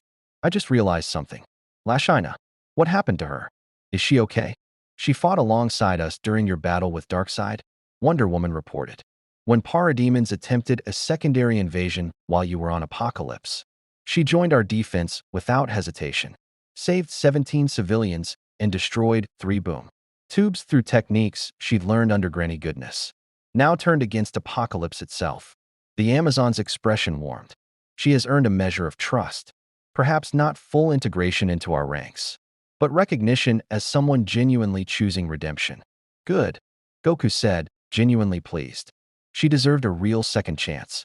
Everyone does. Not everyone takes it, Batman observed. Most of Darkseid's former servants return to him eventually. The conditioning is too deep, the fear too powerful. But occasionally, he paused, something almost like optimism crossing his features. Occasionally, someone proves that change is possible, that even beings forged in Apocalypse's fire can choose a different path. That's the whole point, isn't it? Goku said, finishing his final burger. Free will means people can choose. Sometimes they choose wrong. Sometimes they choose right. But the choosing itself, that's what matters. That's what makes us different from machines or slaves or whatever. Darkseid wants to turn the universe into. Superman placed a hand on Goku's shoulder, the gesture carrying weight beyond the physical. You know, when you first arrived, I was worried about what your presence would mean. If Earth needed another champion. If there was room for both of us. His smile was self-deprecating. Turns out I was asking the wrong question. It's not about whether Earth needs you or me. It's about whether we're willing to stand together when the universe throws impossible challenges at us. And we are, Wonder Woman added. Scion and Kryptonian. Amazon and human. Atlantean and metahuman, and those touched by cosmic forces. Together, we are Earth's shield against darkness. Separately, we are merely strong. United, we are unstoppable. Poetic, Flash said appreciatively. I like it. Very heroic. Should we get that engraved somewhere? No, Batman and Superman said simultaneously. Goku laughed, genuine, unrestrained joy that seemed to lighten the room's atmosphere. You guys are amazing. Seriously, I've fought alongside a lot of warriors across my life. But you're all something special. Not just because you're strong, but because you actually care. About each other. About the people you protect. About doing things the right way even when the wrong way would be easier. He stood, wincing slightly but steady on his feet. So yeah, I'm in. Whatever Earth needs, whoever threatens it, I'll be there. Fighting alongside all of you. Because that's what heroes do. We show up when it matters. We protect people who can't protect themselves. And we prove that hope isn't just wishful thinking. It's a choice we make every single day to keep standing, keep fighting, keep believing that tomorrow can be better than today. The Justice League, Earth's greatest defenders, now including a Scion warrior who defeated a god through sheer, stubborn determination, stood together. Outside, the world continued its daily rhythm, protected by heroes who asked nothing in return except the chance to keep protecting it. Somewhere in the vast darkness between stars, Darkseid sat on his throne and contemplated the impossible defeat he'd suffered. The Scion had been right. Free will did matter. Choice did have power. And the anti-life equation, for all its mathematical certainty, had encountered a variable it couldn't account for. Irrational hope manifesting as absolute determination. He would remember this lesson. Remember Son Goku, the warrior who'd beaten a god and offered him mercy. Remember that Earth was off limits, protected by someone who could match Darkseid's power and exceed his philosophy. But he would also remember that the Scion's power came with limitation, that even Goku couldn't be everywhere at once, couldn't protect everyone simultaneously, couldn't stop every threat the universe might generate. And in the dark corners of the multiverse, other threats were stirring. Ancient evils that predated even Darkseid. Cosmic forces that made the Lord of Apocalypse look almost benign by comparison. Beings who'd noticed Earth's newest champion and were planning accordingly. The Anti-Monitor, destroyer of universes, whispered in dimensions beyond comprehension. The Batman who laughs, a dark multiverse. Nightmare, schemed in shadows that had no origin. Perpetua, mother of the multiverse itself, stirred in her imprisonment. And across realities, in a place where mathematics became malevolent, the complete anti-life equation waited to be spoken by someone with the will to use it. Goku had won his battle, saved Earth, proven that hope could stand against tyranny. But the war, the endless struggle, between light and darkness that had defined the DC universe since its creation, continued. And the Scion warrior, whether he knew it or not, had just painted a target on himself visible to every cosmic threat in existence. But that was a problem for tomorrow. Today, Earth's newest champion stood among friends, eating burgers, laughing at Flash's terrible jokes, arguing with Batman about training protocols, and proving that sometimes the most heroic thing you could do was simply be present in the moment. Being human, or Scion, or Kryptonian, or any being who chose compassion over cruelty, wasn't about being perfect. It was about showing up, trying your best, and offering mercy even when you'd earned the right to show none. It was about hope. Simple, stubborn, irrational hope that tomorrow could be better than today if you just kept fighting for it. And as long as warriors like Son Goku existed, beings who looked at impossible odds and smiled, that hope would never die. The sun set over Metropolis, painting the city of tomorrow in shades of gold and crimson that seemed almost symbolic. On the watchtower, Earth's heroes continued their eternal vigil, monitoring threats, coordinating responses, protecting billions who would never know how close they'd come to annihilation. And somewhere between Kansas wheat fields and Nevada desert training grounds, a Scion warrior named Goku flew through Earth's atmosphere, feeling the planet's ki beneath him, 7 billion souls, each one burning with their own unique energy, each one worth protecting. He'd found a second home here, in this universe of gods and shadows, where heroes struggled against darkness and somehow kept winning despite impossible odds. Darkseid had called free will a delusion. The anti-life equation proved hope was meaningless. Mathematics dictated that resistance was futile. But Goku had learned, across 2 universes in a lifetime of fighting, that the most important battles weren't won with power, they were won with choice. The choice to stand up when falling down would be easier. The choice to show mercy when vengeance would be justified. The choice to hope when despair seemed logical. That was what separated heroes from monsters. Not strength or intelligence or divine blessing. Just the simple, stubborn choice to keep being kind even when the universe suggested cruelty was more efficient. Earth had gained more than a champion when Goku arrived. It had gained a reminder that even in the darkest night, even when facing cosmic tyranny and mathematical proof of meaninglessness, hope endured. Not because it was logical, but because someone chose it anyway. The scion who'd become Earth's greatest hero smiled as he flew toward home, toward friends, toward whatever impossible challenge tomorrow would bring. And in that smile lived everything that made heroism worthwhile: joy, determination, and the unshakable belief that as long as someone was willing to fight for it, hope would always shine brightest in the darkest night.